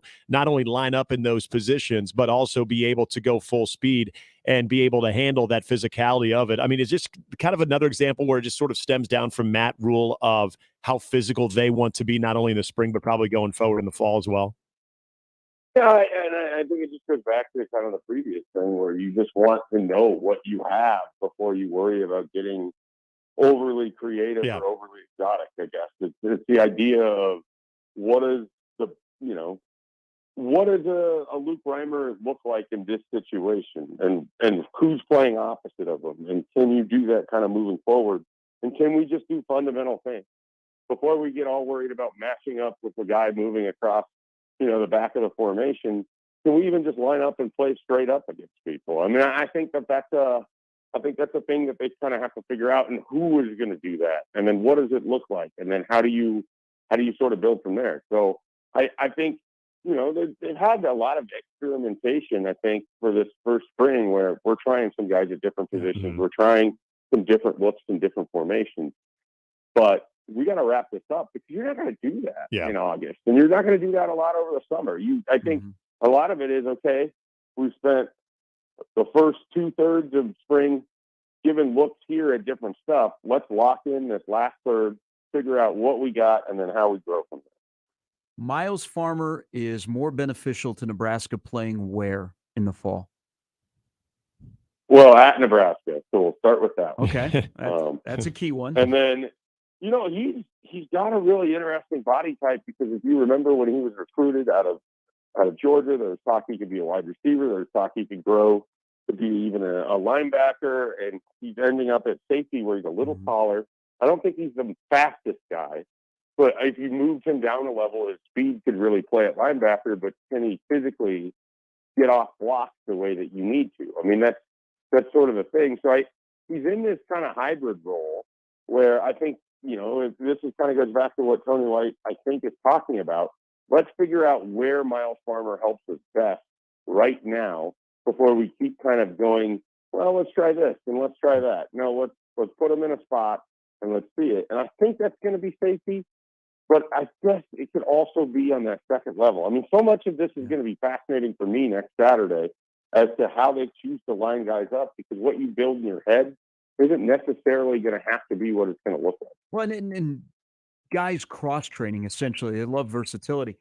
And because I bring him up because I wasn't expecting, when Tony White started rattling off cornerbacks yesterday, all of a sudden he's kind of slipped in there. Miles Farmer and Tommy Hill, they're having good camps as well. I almost wonder if it's more of a nickelback inside game, but I just don't know. I mean, it's hard for me to imagine him playing corner, because I think that's more of a speedier position. He's got the length where he could be very challenging, and he could be physically pressing up there. But it's hard for me to imagine the overall speed. That seems like it'd be an issue. Shafe, a lot of players having a chance to talk this week. A.J. Rollins, one kind of more interesting developments out of spring camp when it came to the position switch. Now it sounds like he's, predominantly on the defensive side. And him kind of going over a little bit of that. Any major takeaways? And do you think that he has a chance to really factor in up front with this defense? Yeah, I mean, the big takeaway is that the staff was going to get creative to kind of solve some of their depth issues. I think they created a defensive lineman with A.J. Rollins out of the tight end position to defensive end, and he seems comfortable with it. And obviously, I mean, Tony White has been very happy with what he's seen from a guy who's not ever played that spot. He's talking about how he's crossing over the offensive line and making plays in the backfield. So I think that it seems the initial returns are going to be pretty good here. And I don't want to put too much on this, but I get a little Freedom Akinoladi vibes. I mean, that was a tight end that, with a coaching change, ended up at defensive end and then got a cup of coffee in the NFL. So if that's kind of how it plays out for A.J. Rollins, I think everyone's going to be real happy there. Well, he appears to have embraced it, and that's not easy, because your body is going to change a little bit, and your job is a whole different bag of tricks. I mean, they may have saved his career at Nebraska by moving him to that side of the ball. Well, and I think that's what the hope is.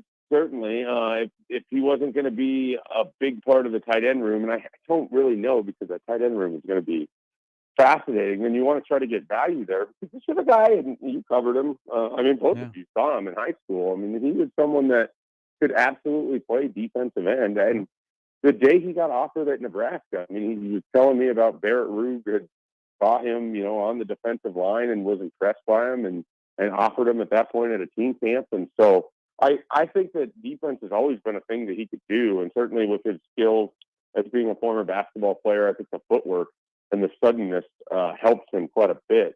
And so you're just trying to maximize your roster any way you can. And they may have hit on this lottery ticket. Yeah, I mean, he's definitely got the size to play on that side of the ball. Shafe, we appreciate it. Have a good weekend, and we'll talk to you next week prior to the spring game.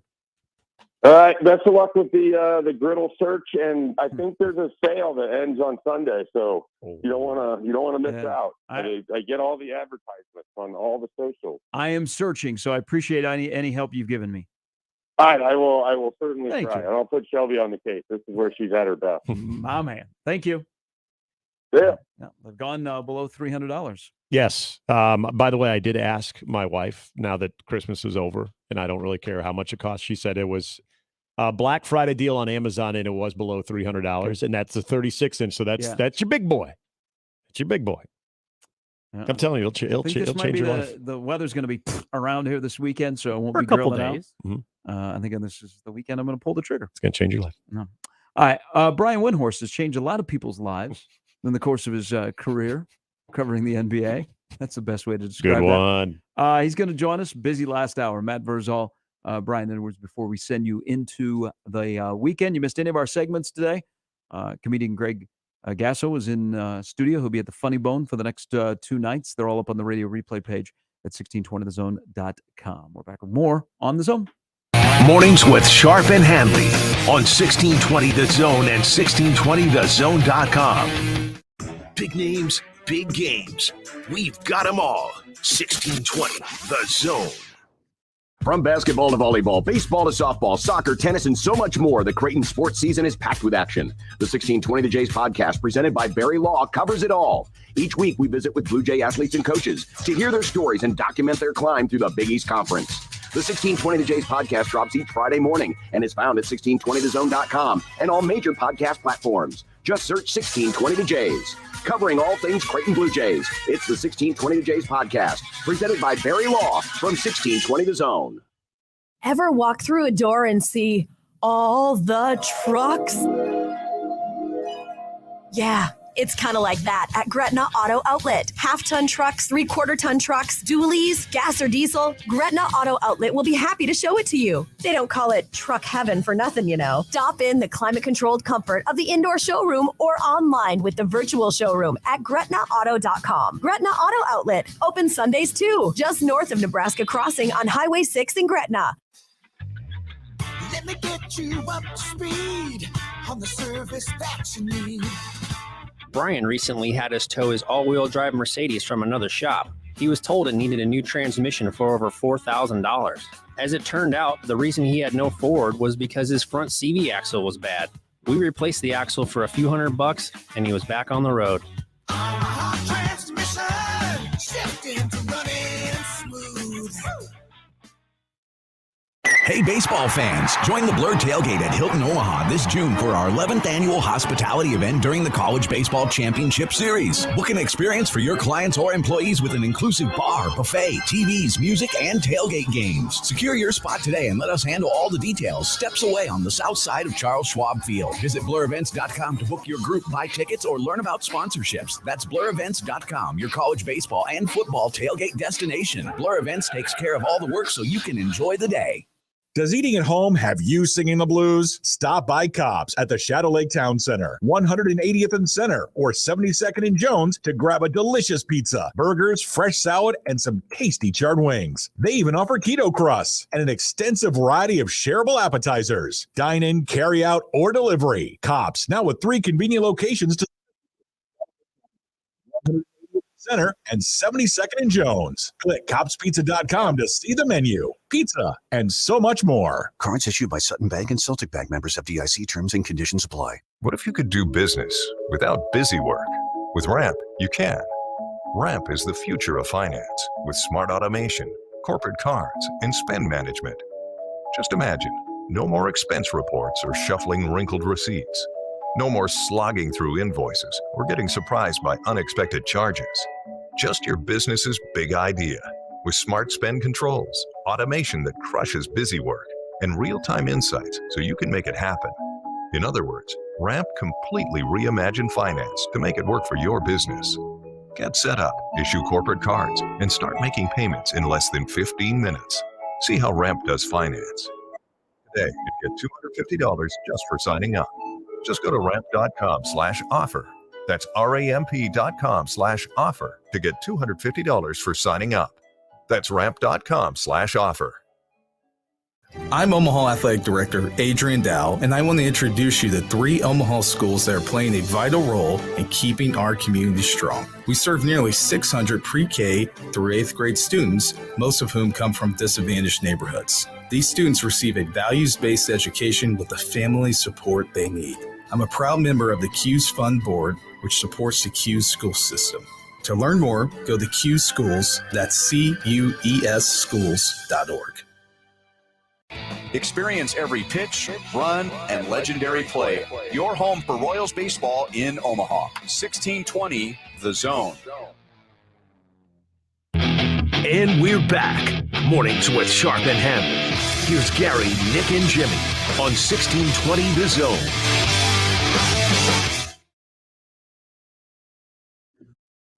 So because of the weather, potentially later here in the afternoon in Lincoln, they've moved up the Nebraska-Northwestern game. Omaha and Creighton are on the road this weekend. Jace Kaminska, a little precautionary, give him some rest. He's got up 10 earned runs in the last 5 2/3. So he is not listed as a starter this weekend. Jackson Brockett's going to pitch Saturday, and then it's TBA on Sunday. Just kind of interesting. It puts a little bit more importance, if you didn't already know, of Emmett Olson winning today to win the first game of the series against Northwestern. Well, this is, as we've talked about many times, baseball weekends, if you grab 2 out of 3, that's success. But there are just certain series on your schedule that you feel a little greater emphasis of the 3-game sweeper. And you don't love hearing that a guy that has held down your Saturday start is, again, for precautionary measures, just giving him an opportunity to get a weekend off, load management, try to just make sure that he is, they didn't say load management, I'm just saying it, trying to. Wrong sport. Right. Just for the precautionary measures, you don't want to, if there's any sorenesses or any aches or anything that could lead to bigger problems, you're trying to head that off, which I understand. And Jackson Brockett, you know what, good for him. I think he's earned that opportunity. But what was interesting is seeing the TBA on Sunday. And I don't think that is an indictment of Will Walsh and them not feeling like Will Walsh couldn't give them a quality start on Sunday. But in case they have to use Will Walsh in the weekend, in case they're in a situation where they got to get a guy in, lefty that can throw some strikes, be able to mix it up with his speeds. Will Walsh is someone that could potentially be used earlier than Sunday, so I think that's why they're leaving their options open. And then if all things go well this afternoon and tomorrow where you're looking for a sweep on Sunday, you got a staff that you can get creative with. And I think that's the plan, to where then you hope against a huge series the following weekend in Iowa City that you could have Jace Kaminska come back and you could feel a little bit more settled with your rotation. I think that would be the plan. That's the best case scenario. We'll see if it happens. Remember, this is not the midweek mess. We're into the weekend. No weekend. So Nebraska baseball, much different. Friday vibes. Yes. All right, Brian Windhorst. He's going to join us next. The NBA has 2 more slots open in the playoffs. They'll be decided tonight. And then we get going for real tomorrow. Wendy joins us next. More with Gary and Nick after this on 1620 The Zone. Live from the Host Coffee Studio, this is 1620 The Zone. 1620 The Zone. Traffic. From the Zoom Drain Time-Saving Traffic Center. We have no accidents to report at this time, but you can expect a little bit of slowdown from Richland Drive to 90th along eastbound Highway 370. Then on Industrial Road, it looks like things are slowing down just a little bit from 149th to 138th. And on L Street, it looks like you can expect a major delay from 96 to 84th. Beware of that sun glare, and as always, remember to stay safe and wear your seatbelts. I'm Chris Scott. This time-saving traffic was brought to you by Fernando's. Reason 83 to celebrate 30 years of Fernando's. You just got your tax refund, and there's enough left over for tacos. Winner of first place in 2023's Best of Omaha's Best Mexican Restaurant. Come in and get your Fernando's fix. Spring is in sight. Looking to wake up your yard this season? Make your neighbors green with envy with Lanahaw's wide selection of landscape supplies and homegrown plant material. Get a head start today. Lanahaw Nurseries, 192nd and Center. If you're hiring, it can feel like you're trying to find a needle in a haystack. You can hope the right person comes along, or you can just use ZipRecruiter. And now you can try it for free at ZipRecruiter.com/radio. In fact, ZipRecruiter has helped a lot of business owners find their needle in a haystack, like Marco, president of operations at Telly Tires and Auto Centers. Because Telly Tires has grown a lot in the last few years, Marco needed to hire everyone from a receptionist to a store manager to a head mechanic.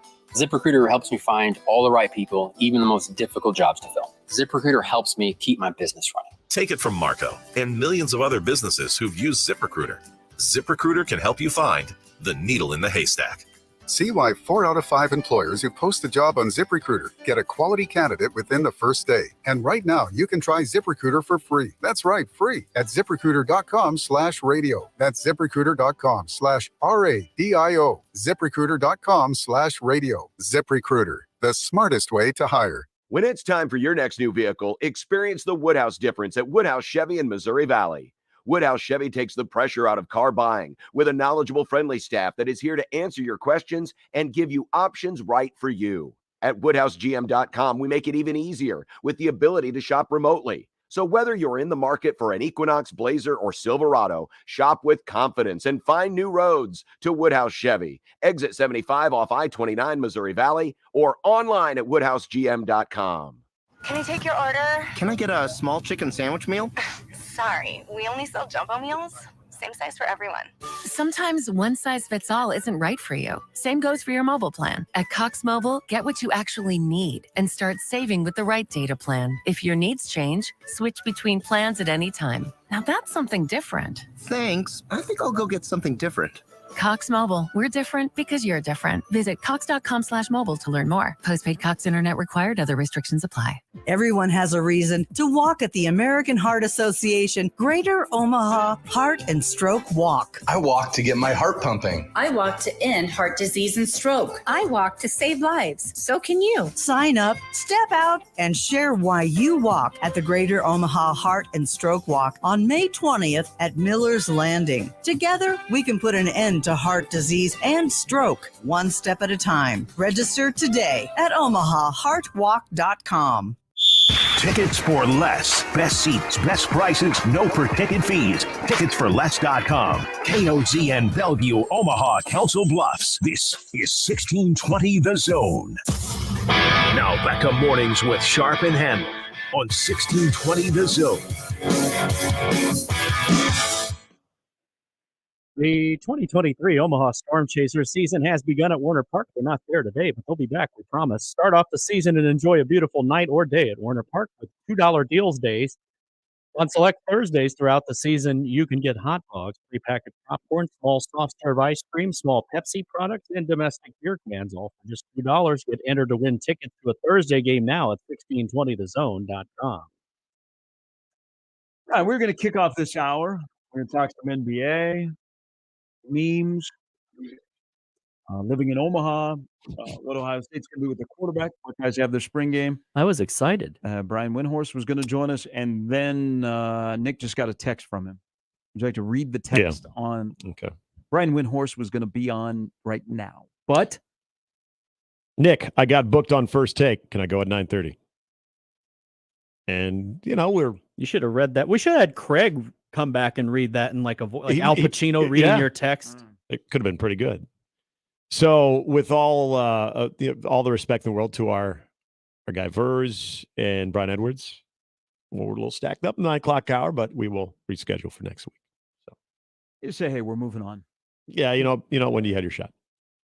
You had your chance. Well, what I said when it was going straight to voicemail, I said, I bet he's on TV right now, so we put it on. Yeah. All right. Okay. So he's bumping us for his normal job. I see how he is. Yeah. We could have asked, we had questions about his father-in-law. Yep. All those things. Yeah. Yeah. Could have hooked him up with a T-shirt. He's got some ideas. Small world. His wife works with a friend of mine. Really? In their office. Yeah. She's very, very good at what she does, her profession. All right. So we'll reschedule. But the NBA playoffs, tonight you have Chicago is at Miami. And then Thunder up. We have Oklahoma City at Minnesota. The future is bright for my Oklahoma City Thunder. So everybody wants the Thunder up. We do not need Minnesota being in the playoffs. The better story is Oklahoma City. And then the playoffs get going tomorrow, including tomorrow night, where the Golden State Warriors begin their defense with Andrew Wiggins coming back for the first time since the 13th of February. What an interesting discussion with that team about the present and the future, because I have Minnesota and Milwaukee and Golden State playing in a final. Yeah, coming from a 6 seed. It's been done before, 95 Rockets. Yeah, but they're not a 6 seed. When they're healthy, they are the Golden State Warriors. Did he respond to you? Yeah. When he said? Apologies for the mix-up. I didn't want to let you down. Oh, yeah, right? And it says, I will always have to confirm anything day of because my schedule is always changing. So as far as next week. Well, it's good that they're using But I didn't want to let you down. Thanks, man. Hey, but there's breaking NBA news today, so that it all makes sense. just warmed my heart right there. The first question will be about the Lakers. We weren't going to ask him about the Lakers, so he loses. But he's a good friend of 1620, so we'll have him on next week. He also, you can tell, so this is the transition. You can tell like a Brian Windhorst, which his only sport he covers is the NBA. He loves the NBA. Yep. Do you guys think John Smoltz loves baseball? I think he likes it. It's no. Loves. Do you think John Smoltz loves baseball? I'd like to think he does. Tony Romo has some detractors, and boy, the way Jim Nantz pushed back heavy this week on the criticism of Tony Romo. But Tony Romo loves football. Yeah. I would say you can't deny that. I would say 90% of the commentators on television love football. Like love football. Yeah. Not just like, but they love football. Yeah, it's the passion comes out about the way that they present it, communicate it to an audience. Sure, yeah. I mean, Tony Romo, I think, is a great example of a guy. Whether you get a little bit annoyed, I'll raise my hand on that, with his excitement level. You cannot deny that he has the passion and he loves it. Yes. Imagine he and Matt Rule in a room together. So Smoltz, I would think does, but I think I know where you're going. I think Smoltz hates baseball. Oh, no, I don't know if I think he hates it. Does he hate the current state of baseball? I don't think he has a passion for the game. So he's the anti-Costas. He is stodgy towards the game. So he is now pushing back, and he has gone to the very easy crutch of athletes of, hey, you didn't play the game. Oh, yeah. Because people are criticizing him. Because again, if I'm watching a sport and I love that sport, I want the two people that are on air not to treat it like it's their job and they're getting paid well. I want them to love the sport as much as I do. We do that with our radio guys. Mm-hmm. Okay. If you're listening to me do Omaha, or you're listening to Bishop do Creighton, or Kent doing Nebraska during the wintertime, or Greg Sharp, who, by the way, we found out last night, Greg Sharp is not the voice of the Huskers. He's not. Yeah, my former partner, congratulations, has been introduced as the voice of the Huskers. But yet we did hear Greg Sharp call on a Lockett punt return, on an Aaron Lockett. Yeah. And Mike Pride is the new head football coach at Nebraska.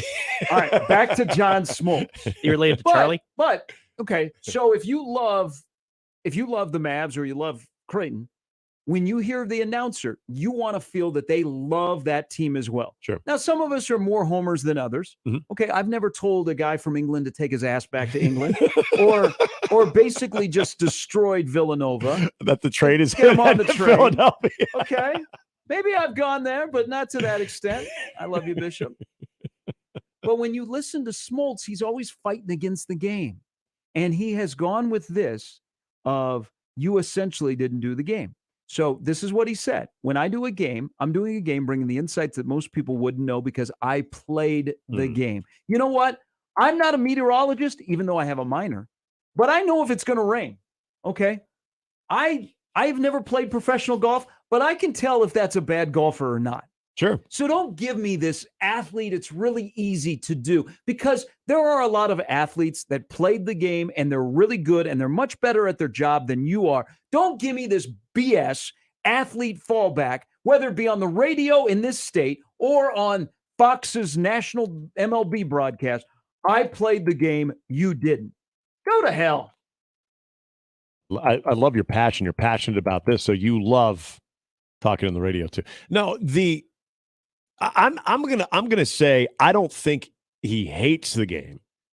I think you are overcompensating or you're taking for granted what it takes to still be able to present the game that you feel you have the most insight for. And I'll give you two examples of guys that drove me nuts about this.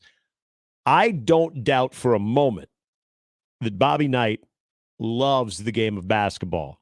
But as an analyst, it was I don't need notes. I'm going to watch the game, and I'm going to tell you what I'm seeing.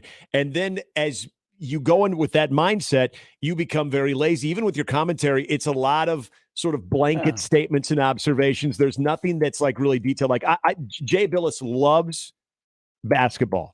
Jay Billis is a former player, but Jay Billis does the homework. And that's why you get the result you get from Jay Billis when it comes to breaking something down. The insight, but the on-the-fly observations that Jay Billis brings is quite insightful compared to when Bobby Knight was doing it, where it was just like, meh. And another guy that I'll bring up too, and I could not stand him, and they finally got him off of the desk during this was more than a decade ago, but on the ABC desk, pre and halftime and post game, Doug Flutie.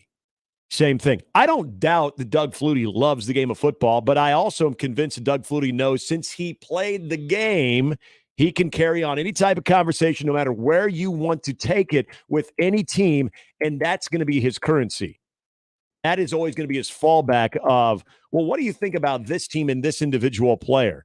It's going to be a very vague, very blanket sort of cliche type of statement that had zero research done. So I wouldn't say those types of players hate the sport that they're reporting on, but I think they think the fact that they are either a former coach, former player is enough currency, and they take it for granted as far as what they have to do in preparation.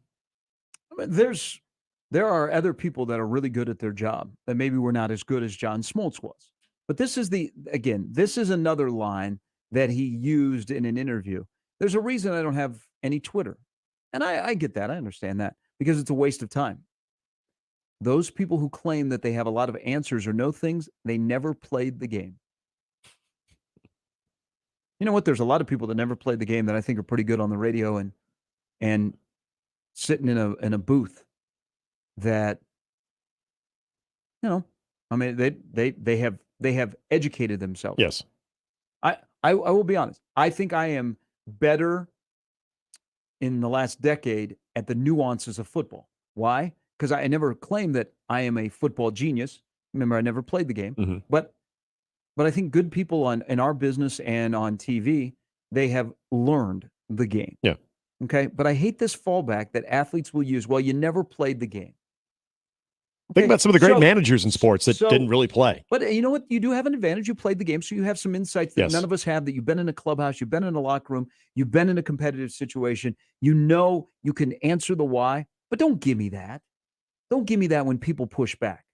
Just give me that when I tune in, you give the impression that you love the game of baseball. Okay? Instead of, oh, geez, here's another rule change, and you're always fighting against it. Yep.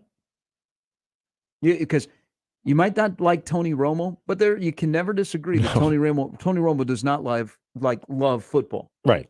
And sometimes it's not easy as a play-by-play guy on television to let everybody know that you love the sport. Yeah. But if you do, especially in that role, it does come out a little bit more. I heard this yesterday, and I have ridden the roller coaster of Smoltz, and I'm currently off the roller coaster.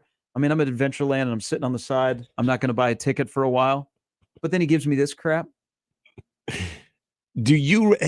I don't know if you would agree with this one or not. Here's another guy that I'm going to bring up, former pitcher, and covered something locally here for a very long time. And this is when I was working with ESPN Stats and Information during the CWS with Brad Edwards. And at the time, it was Robin Ventura and Oral Hershiser.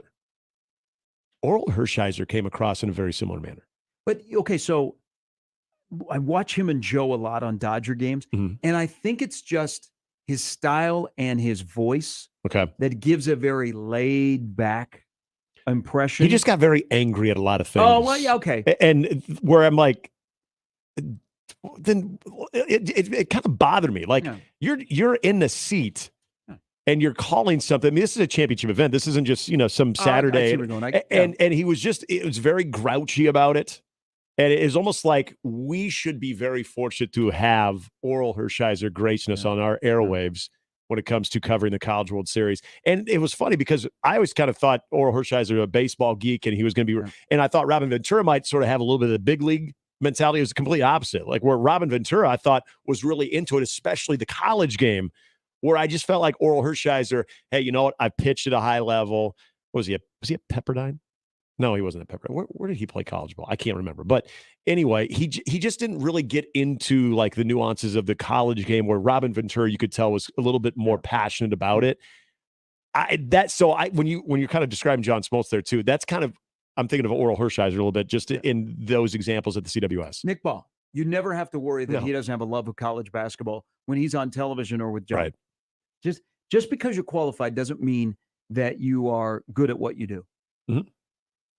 I totally agree. 100% agree. And so don't throw back at me, well, you never played the game. Oh, you're not very good at what you do. Okay? You played the game, and there's probably people sitting at home going, I could be better than you are. Mm-hmm.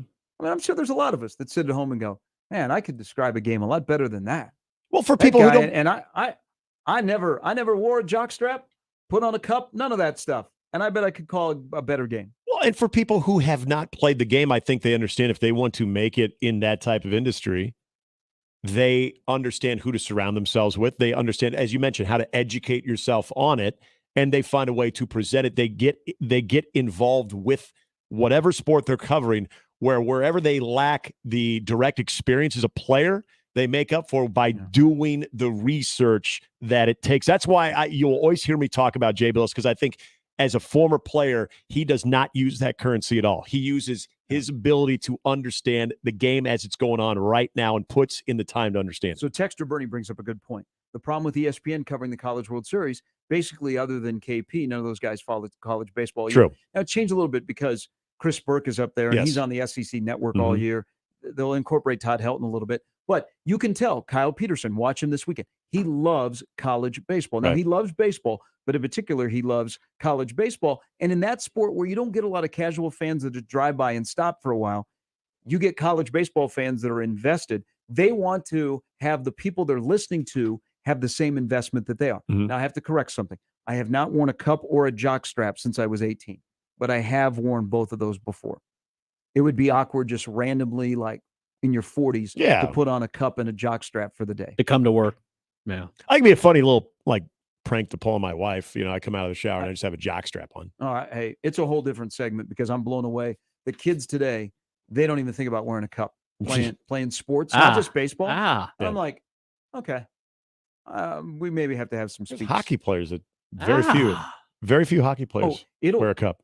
It will blow you away because I have friends that have kids that are playing Little League Baseball, and they'll say, yeah, because of like the ritual. Like my dad was excited. Like when I was, getting ready to play, it was like, son, mom took care of the birds and the bees. Yeah. Dad took care of what we did to protect the jewels. The jewels. So when you go to the honorary nut cup. So when you go to the sporting goods store, now I knew what a cup was because my dad was umpiring. So I would see what what are we doing there, Dad?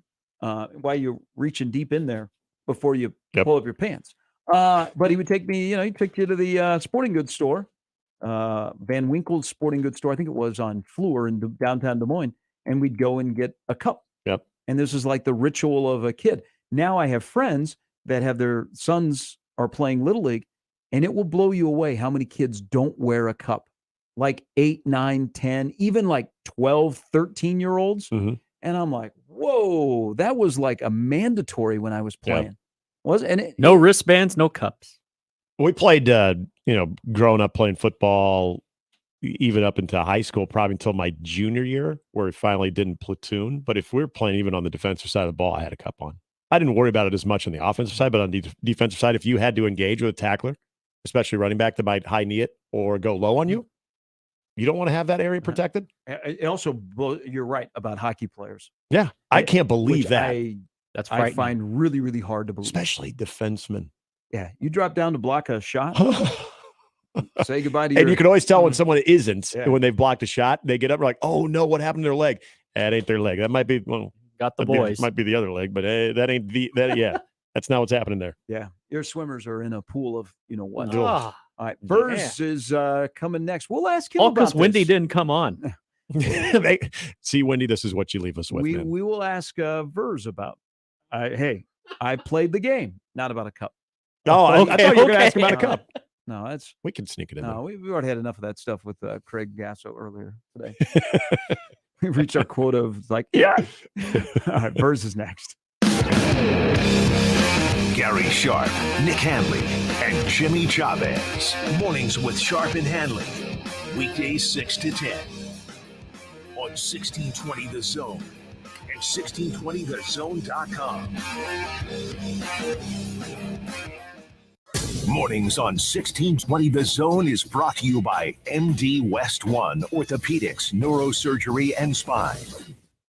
Previously on Unsportsmanlike Conduct. Which historical sports moment do you wish Twitter existed for? The fastest 9-inning MLB game, the 31-minute one, where all the players were just kind of on the same page. Nick, that's a funny one. Good hilarious. pick. I want that on Twitter. Because we're all like, oh my gosh, these guys just want to go home. Like, they don't even want to be there. Can you imagine the takes that would come out of that game? They weren't even trying. They just wanted to go catch their train. Unsportsmanlike Conduct with John Bishop and Josh Peterson. Weekdays 2 to 6 on 1620 The Zone. Your Omaha area forecast from Canoyer Garden Center and KETV Newswatch 7 on 1620 The Zone.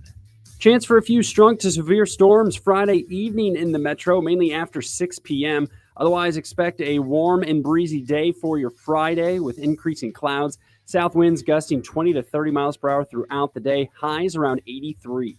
I'm meteorologist Sean Everson from KETV Newswatch 7. Hi, this is Doug Nodgard with Equitable Bank. Great service never goes out of style. When the digital age dawned, many said computers would be able to handle many of the interactions that used to take a person. Boy, were they wrong. How many times have you called your bank and gotten a recording to press 1 or 2? Not at Equitable. Not only does Equitable answer your call on the first ring, it's answered by a human being. That's because Equitable Bank values its customers. Equitable Bank, we take banking personally. Member FDIC. It's time to wake up your taste buds. Introducing my new Fiesta Lime Chicken Pizza. Spicy taco sauce, generous amounts of chicken, green peppers, onions, jalapenos, mounds of cheddar and mozzarella cheese, and finished with a tangy lime sprinkle. Add your favorite one-topping pizza and my sweet cinnamon monkey bread. Fiesta Feast. Now that's a fiesta for your mouth.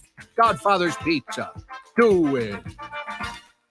Hey everyone, Josh Peterson here for my friends at Miracle Hill Golf and Tennis. If you go to the website today, miraclehillgolf.com/store, you will see a variety of signups available for the golf schools. You want to get better. You want to find the swing that is going to fit what you do and make you better out there on the golf course. You can do so with the variety of golf schools they have. Not to mention, you can build your own golf school as well by calling them at 402-498-0220. Miracle Hill Golf and Tennis. Everyone has a reason to walk at the American Heart Association Greater Omaha Heart and Stroke Walk. I walk to get my heart pumping. I walk to end heart disease and stroke. I walk to save lives. So can you. Sign up, step out, and share why you walk at the Greater Omaha Heart and Stroke Walk on May 20th at Miller's Landing. Together, we can put an end to heart disease and stroke, one step at a time. Register today at omahaheartwalk.com. Now back to Mornings with Sharp and Handley on 1620 The Zone.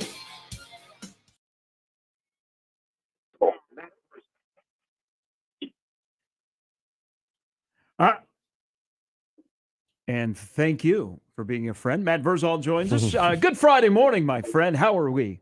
Good, Sharpie. How you doing? Good. Background noise. Are we busy today? Yeah, we are. And we are in the midst of Country Friday. So okay. I'm now surrounded by 4 pairs of homemade jorts. Pretty sure the little giggles in the background you hear are still possibly recovering from the night before. Oh, okay. Yeah. Hey, I want to start here. Work hard, play hard, I guess. That's okay. But they showed up for work. Hey, I want to start here because when people listen to you in November at Memorial Stadium on the high school football broadcast and the other stuff that you've done with me on Cox, people know right away that you have a passion for high school football and you know what you're talking about. Now, this is where I'm going because John Smoltz has got me fired up today because he's getting some pushback about how people don't think he likes baseball. And he goes with the line, quote, those people who claim that they have a lot of answers or know things, they've never played the game. You have a lot of former teammates that are in this business, and a couple of them maybe have used that. Hey, don't tell me what what Nebraska ails Nebraska. You've never played the game. When you hear a former athlete that is in this medium, which you are in, uses that line, what's your reaction? It's tough. It's tough because I know what they're saying. Now, it all depends on how the conversation is going. If the person that you're trying to have a discussion with is open for discussion, then it's easy to have that discussion because you can banter back and forth. Then you can kind of figure out what level of comprehension they're at, and then you can kind of gauge your conversation from there. If you got somebody that comes up and is just an asshat and trying to tell you they know more than you, then that's just they got some small penis energy. Like they're just trying to get to prove to you that they're just as cool or they know more or whatever. They read a book. There's a lot of people in media on the airwaves that do that. They read a book and that's how they think they learn the game. And it's you'll have a minute knowledge of it or a different knowledge of it to an extent, but to have gone through it and lived it. And that's why I view anything I do as more educational. Mm-hmm. Like if I get the opportunity to speak about any of the great games or great teams I was a part of, that's what I have to pass on. I can't come in there and go, I'm smarter than you, be quiet, listen to me. But I try to just do it more of an educational form, like, hey, this is kind of the thought process. This is why they're doing this. This is what it is. But it all depends on how combative the person you're talking to is. And then we are all still competitive, and we're old athletes now. And if you want to F around and F out, then we'll go. We'll have those loud discussions then. We'll compare Wikipedia pages. And Verz, what I've noticed, and I'll give you this. Compare Wikipedia pages. That is good. What I know you bring to the table in kind of talking about not only your experience as offensive line, but also being very aware of the current climate of the details of it too. Would you see to an extent that sometimes there are maybe the former athletes, and when they're talking about whatever sport that they were well versed in, they kind of use that as the currency, and they maybe feels like they don't have to put in maybe the research of the current situation, the details that's going in the current situation, where you get a lot of sort of vague answers to certain questions because it's, well, this is when I played, this is how it goes, and kind of avoiding like the detail of the current situation. Yep. That's a good point, because we all, again, everything is interpretation, right? As we went through a great run at Nebraska, paid attention to scheme, you paid attention to teammates, you paid attention to how everybody got along. And then if you really paid attention, you learned how to build organizations, right? Mm-hmm. So I really like how organizations are built, and that's the one thing that will translate through everywhere, from Pat Summit at Tennessee to whatever that one squash team was that won 195 games in a row, or matches, whatever you call them, to Red Auerbach Celtics, to the great runs of UCLA basketball. Any dynasty formation, that organization is going to be structured well. So that's what, and instead of getting it into X's and O's, you have to look at the foundation of your building, and is your building being built correctly? Is it steeped in principle? Is it have accountability? Are people being upstanding members of society? Like that all factors in. People don't want to pay that attention. Now, when you get vague and you get the old heads that start talking that don't want to dig into that, then they are just basing it sometimes on being pissed or bitter, or I'm sure they've been wrong somehow. I mean, I went to practice 2 Thursdays ago, and the only reason I hadn't been back in 20 years because I got in my feels because I got patted down when Callahan's crew was there. And I was just like, well, you told me I could come up here anytime I wanted. People that are still here, that used to be here, that are still here watching me getting patted down. So this is what you meant? You don't trust me now? Like, you trusted me, you trusted us a long time ago.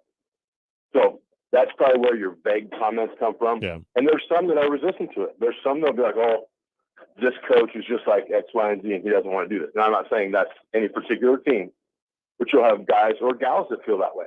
And so you just got to let it out there, and eventually the game will play, and the winning will cure everything. And I think we all know that. Hey, so let me go back. So last night, a couple of your former teammates feel like in a short amount of time they have developed a nice little relationship with members of Matt Rule's coaching staff, and they've been to practice. Why were you comfortable going back to practice? Say that one more time for me. Why was something going to practice? No, why were you comfortable going back down there to watch a practice?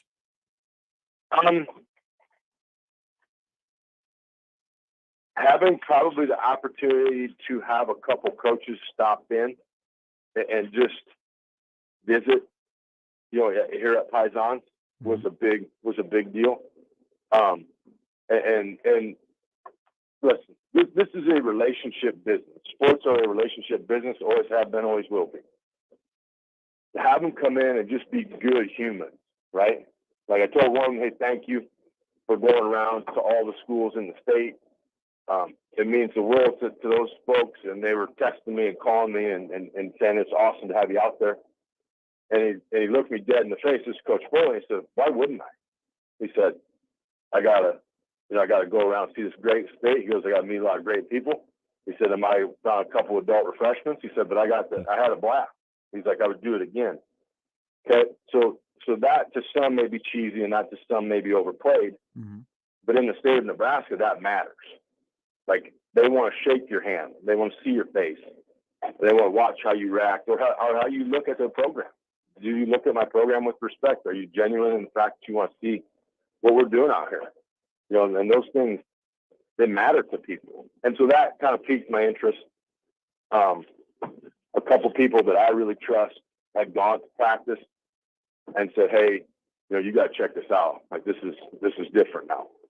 I said, okay, I heard this before. Yeah. Everybody's got it different. Everybody's doing it a different way. But then to go and have the chance, and I said, you know what? Just go watch. Go watch, see what it's about. And then to get there and watch how it was structured and watch how it was ran, I really enjoy how they're building their organization, how they're doing things in a disciplined, structured way. Accountability, every buzzword you can throw out there, you saw on display at that practice. So it was just something, and maybe I just needed to see it. Yep. Maybe I just say enough's enough. That's been 20 years ago. You're still carrying a 20-year grudge. Just let it go. Well, and to add to your point about Coach Foley, him going to visit the Fultz family out in Greeley, that was the first time anybody on the coaching staff in 7 years had stopped by. Which, that in and of itself is just a mind-boggling thing. Like that in and of itself,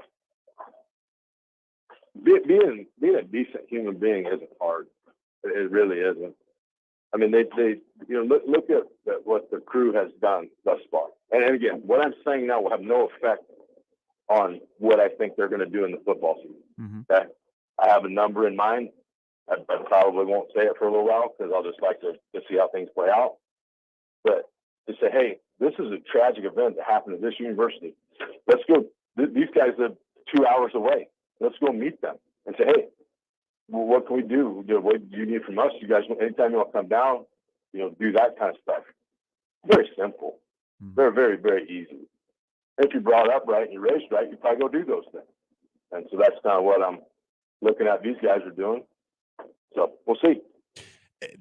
Real quickly, you talked about the organization when you went and saw that kind of going on, watching practice a couple of weeks ago. And I'm curious, when you kind of put yourself back in that environment to watch practice, were you going in with anything in particular that you wanted to see, or was it just kind of observing and just kind of taking whatever observations, good or bad, or somewhere in between, and just kind of going from that? I mean, were there any expectations or anything you in particular wanted to see?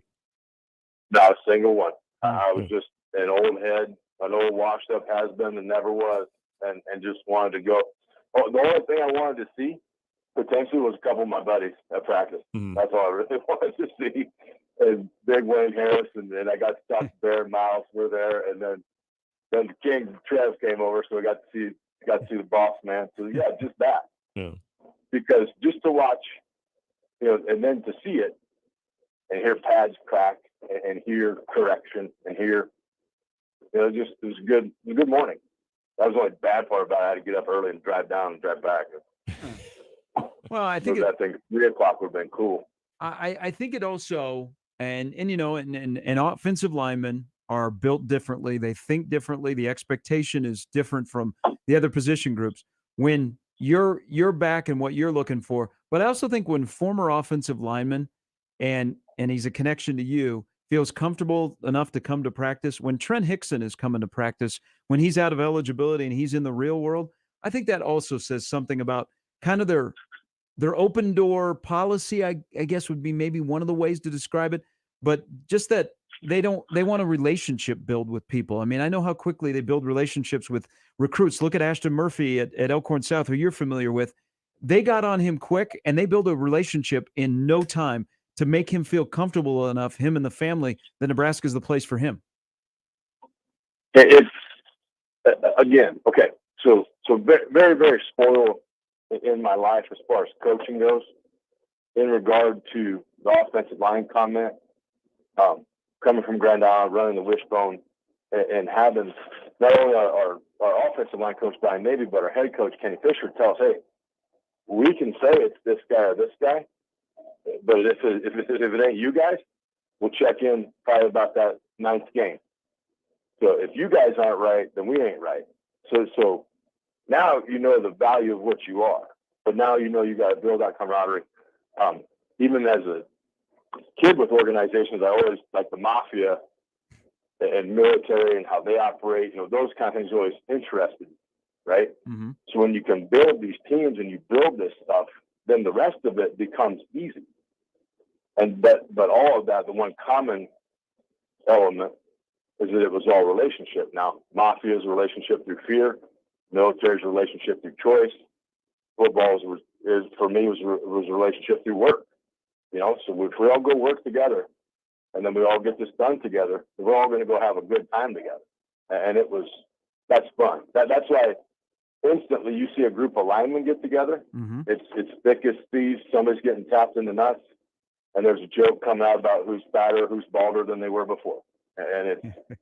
You just cut it up, but that makes me happy though that you feel that about Hicks, because not only through Nebraska, but that's what I try to relay to those kids at Scott. Like it's this, we can say we're going to go somewhere, but until we do it, it ain't going to matter. Like we can put 11 fat guys out there. I can't put 11 skinny guys out there and win. Yeah. Unless you're Colorado. I don't know. They'll have some monsters here, I'm guessing. You should look at some of their spring film that is out on social media. They got some little guys, man. I don't know what they're doing. They don't have they don't have big offensive linemen. They just I don't know. There's something going on there. They don't have a lot. The video that's being shared, they don't have a lot of size, is what I'm trying to say. Not currently, but right, spring ball is going to end. Yeah. Somebody's going to be pissed off somewhere.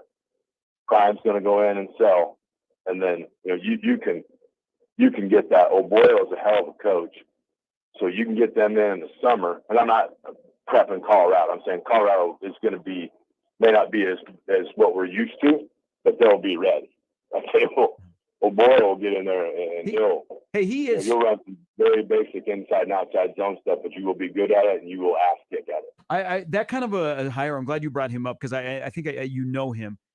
That hire kind of went under the radar. He's in charge of the state and recruiting because of his connection to Shadron. That was a good hire at their offensive line. It was a great hire. Great hire, long overdue too. Guy's a hell of a coach. Verge, we appreciate it. Good conversation today, and stay busy, and we'll stop in and see you here shortly. Sounds good, boys. Have a good one. Thanks, Verge. That was a good conversation. I mean, Dion has made good staff hires, but I just they got the other team that they're just I just like how we started a trend here that people are on to their size. Now they're working out in a different facility. Who is it? It's Chris Fowler and RG3 next Saturday, right? Oh yeah, he's going home. This no, I think I'm going to go watch the Matt Rule experience. Oh yeah. Well, it's unfortunate because this is usually the weekend that Nebraska has their spring game. Yeah. Matt Rule actually would like it to be later in April. So in Matt Rule's world, Nebraska's spring game would not be until April 29th. Yeah. But it's next Saturday, which is going to work out because you're not competing with the Masters and Easter or whatever. So I'm going to do Nebraska, even though there's a lot of teams playing. Like, I wouldn't mind seeing Minnesota spring, whatever, like they don't really have a true spring game. They're having their one at like 11 a.m. I think it goes on BTN next Saturday. It goes Minnesota and then it goes to Nebraska at 1. You could watch Illinois next Thursday on BTN. Yeah. Well, I watched Thursday night. I watched highlights of Florida last night. You know what the biggest takeaway is? They had 15 practices. Something's not right in Gville. They had 15 practices. That was their 15th. So Florida doesn't look like, you don't watch them and go, whoa. And it seemed like Billy Napier, everything was like, hey, it's perfect hire. He'll get the Gators back. And see, I was on the 22nd as well. Yeah, I was on a lot of it. But this weekend, Ohio State's playing. I think Alabama and Georgia might be going this weekend as well. Northwestern's is on the 22nd. No time though. Texas is this weekend, so you can see Arch Manning. No, I'll next Saturday I'll be Lincoln, even though I want to go to Boulder. Speaking of RG3 though, but I wonder if they'll say anything about the size. That'll be. I'm gonna watch it because I'm gonna try and learn something about Colorado. But all that's gonna be is a 2-hour. Oh, it'll be a Prime Fest. Yeah, Chris Fowler going home back to see you. Yeah, and Dion will be on it, and they're not gonna be. I mean, just like here in spring, you're not being critical of a team. You might bring up, hey, these are some things they got to work on in the offseason, but you're not going to be like RG3 is not going to go, whoa, man. There's no way they can have 160-pound wide receivers and D-backs playing in the Pac-12. Would it shock you though if RG3 did mention something about their size? I don't know if I don't think in that environment for the spring game. That is a Colorado pep rally for 2 hours on ESPN next Saturday. It is. PR. By the way, speaking of passionate guys about what they do, RG3 is one of them. Love him or hate him, he doesn't hate football. Whether you like it or not, he is extremely passionate about what he's doing with that. But he's the type of guy that he says some things. You're probably right. It probably wouldn't be in a spring game, but in a regular broadcast, that's in RG3's wheelhouse. I will give him that. That'll come. He doesn't care. He'll be on a podcast and they'll do something like that. Yep. All right. Brian Edwards with the who just DM me his hate of Florida football right now, and he's a diehard Gator. We will get into who he likes in the NBA. Him and I are thinking alike on the Bulls. That's how we'll wrap up the week. Good week of shows, and I just read what he said. I just saw it too. If you're on a bingo card of things that have been said on the air today, you are fully engaged. Mornings with Sharp and Handley on 1620 The Zone. Mornings with Sharp and Handley on 1620 The Zone and 1620thezone.com with Gary Sharp and Nick Handley. For the Jays, the Huskers, and even you Jayskers, we are 1620 The Zone. If you're hiring, it can feel like you're trying to find a needle in a haystack. You can hope the right person comes along, or you can just use ZipRecruiter. And now you can try it for free at ZipRecruiter.com/radio. In fact, ZipRecruiter has helped a lot of business owners find their needle in a haystack, like Marco, president of operations at Telly Tires and Auto Centers. Because Telly Tires has grown a lot in the last few years, Marco needed to hire everyone from a receptionist to a store manager to a head mechanic. ZipRecruiter helps me find all the right people, even the most difficult jobs to fill. ZipRecruiter helps me keep my business running. Take it from Marco and millions of other businesses who've used ZipRecruiter. ZipRecruiter can help you find the needle in the haystack.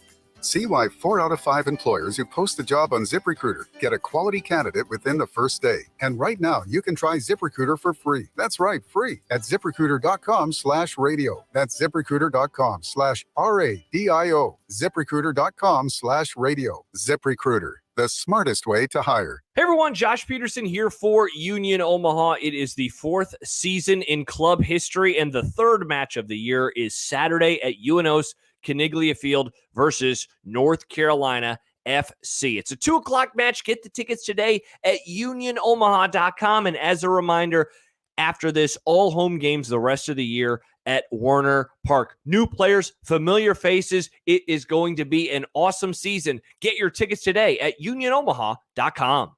It's good to be able to make a change, to never feel stuck. That's why at Cox, we're making a change too. Now Cox Internet plans are flexible, so you can choose to just go with Internet, add TV tomorrow, or home automation down the line. It's easier than ever to get just what you want and nothing you don't. Flexible plans from Cox. Change anytime. No commitments, no penalties. See for yourself at cox.com/internet. Additional services can be added at then current regular rates. All services subject to residential customer service agreement and acceptable use policy. Restrictions apply. If you think you're having transmission problems, you need a specialist, someone who can and will tell you exactly what's wrong. At Omaha Transmission, that's what we do. Some places just want to sell you a new transmission, but at Omaha Transmission, we make repairs that other shops can't or won't. Giving you options is what's kept us in business since 2005. We've even had people hear our ads, bring in their car, and experience the exact same scenario they heard. There is a place that will diagnose and fix your transmission. That place is Omaha Transmission. Omaha Transmission, shifting to running smooth. From basketball to volleyball, baseball to softball, soccer, tennis, and so much more, the Creighton sports season is packed with action. The 1620 The Jays podcast, presented by Barry Law, covers it all. Each week, we visit with Blue Jay athletes and coaches to hear their stories and document their climb through the Big East Conference. The 1620 The Jays podcast drops each Friday morning and is found at 1620thezone.com and all major podcast platforms. Just search 1620 The Jays. Covering all things Creighton Blue Jays, it's the 1620 The Jays podcast, presented by Barry Law from 1620 The Zone. And we're back. Mornings with Sharp and Handley. Here's Gary, Nick, and Jimmy on 1620 The Zone.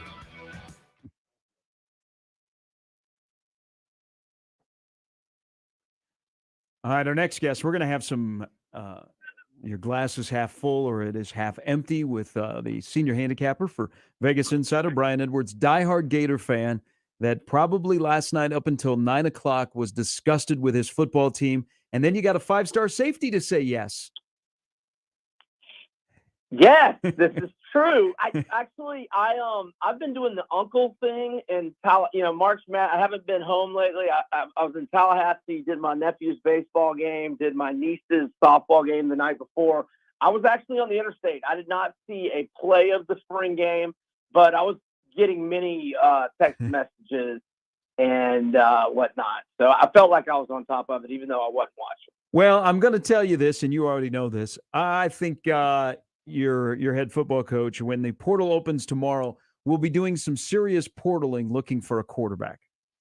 Well, we had Sam Hartman and Devin Leary right there for the taking, and we either got out-recruited by Kentucky and or Notre Dame, or his army of assistants evaluated Graham Mertz higher than those guys. Either way, it's on him, and I don't know what quality is going to be in the portal. I mean, obviously, I'm sure we'll Mm-hmm. try to get, and I would hope that whoever's in there would be like, I could go be the starter for the Gators and would want to, we'll see. But I'm not like, that's not getting me super optimistic, Okay. but I'd love to be wrong. I'd love for a name that excites me to pop up. We'll see. So we see this a lot with new coaches in college football, and Nebraska's got a new coach, and they recruit before they ever turn the scoreboard on and start playing games. So how do you feel about Napier? Because he's got a year under his belt. I mean, Anthony Richardson may turn in to be drafted in the top 5 at quarterback. He's already got 4 top 50 recruits.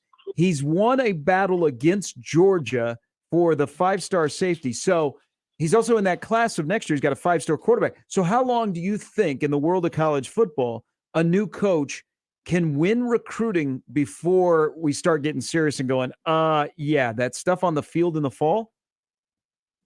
Yeah, not with our fan base. I mean, like, I don't, if we throw a 3-9 out there, I want the AD gone yesterday, and I just don't, and I don't care how good the recruiting class is. I think if we go grab a great coach, he'd be able to keep it, intact to some extent. But if we lose quality guys with a coaching change, that's fine. I can't watch us running the ball on 3rd and 8 or longer 3 times a game, and but I'm out on. I was out on Napier before we hired him. Hey, well, just prepare yourself. If Graham Mertz is your quarterback, we're going to let you have I know. You're going to put you on. We're going to put you on the couch every Thursday when you're on with us. Okay, but I know. And Brian, I got to assume that you echo the sentiments of a lot of Florida fans too, because I actually have a buddy who lives here who's a diehard Florida fan, and he kind of says a lot of similar things that are frustrated over similar things. So I'm just like the climate around Gator Nation. I'm assuming a little volatile right now.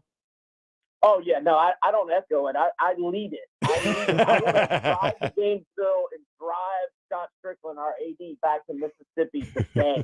I mean, like, I've had it. I mean, we haven't had losing seasons in football and basketball in the same, calendar year in 40 years. I've never had in my lifetime, and I'm in my late 40s. I've never had lower expectations for a Florida Gator football team than I do for 2023. Hey, let's start with tonight in the NBA. So the winner gets the 8th seed, and Chicago, which went to Toronto and rallied to win. Miami, which got just destroyed by your Hawks. I think Clint Capella's got another offensive rebound.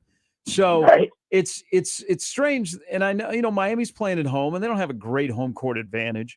And the Bulls are traveling, but the Bulls have had success against Miami this year, and Miami's kind of metrics offensively, they don't do a great job at creating effective shots. It's kind of what Toronto does. I know you like the Bulls getting 5.5. I'm with you. Why do you like the Bulls at 5.5? Well, like you mentioned, they had success. They went 3-0 straight up and against the spread against Miami this year, and 2 of the games were in South Florida. They won 116-108 at Miami without Levine. Early in the year when Miami was fully healthy. The second meeting also at Miami, Chicago won 113-103. Now I'll concede that Jimmy Butler and Kyle Lowry were out in that game. And then in March when they played in Chicago, the Bulls won 113-99. There was no Lowry in that game. The Bulls have been underdogs of 5 points or more 21 times this year. They're 15-6 against the spread with 13 outright wins.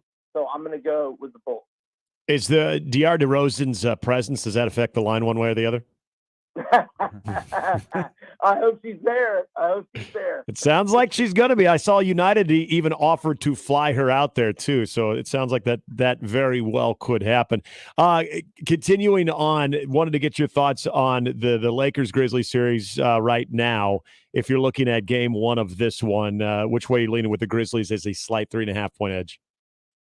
I'm going to go with the Grizzlies. I thought the Lakers looked awful the other night, which doesn't mean they'll look awful later this weekend. But look, the Grizz at home this year, 35-6 straight up, 23-16-2 against the spread. They had 14 home games when they were favored by 4 or fewer or a home underdog. And in those 14 games, they went 10-3-1. ATS. I'm gonna go with the Grizz. For a team that really hasn't done anything, Memphis talks a lot. They do way too much. Yes, I agree. Your beloved Hawks, who kudos to you, they were impressive the other night, but they're a hard team to figure out. I mean, they would win one, lose one. Trae Young is being mentioned as being traded, and all of a sudden they have that performance like they did the other night, and they drubbed Miami. But now it's a different story on who they're facing. And in game number one, first of all, the spread is 9. I know where you're going, and you can tell everybody where you're going. But are you surprised it's that large?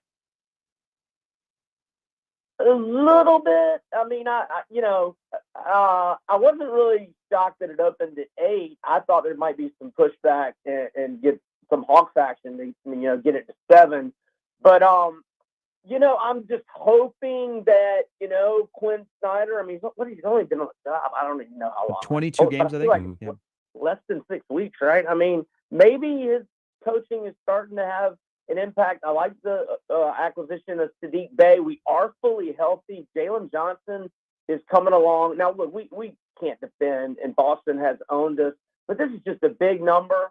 And I just the Hawks can score with anybody. We can't defend, but we got a lot. I mean, our 9 deep rotation, 7 of the guys were in double figures the other night. Capella was one that wasn't, but he had 21 rebounds, 8 offensive. So I'm gonna go with the Hawks catching a big number. Hey, let me finish here, and because I want your thoughts, because we talked about it when you were with us last Thursday. I enjoyed UFC 287 last week. What was your takeaway from that night in Miami?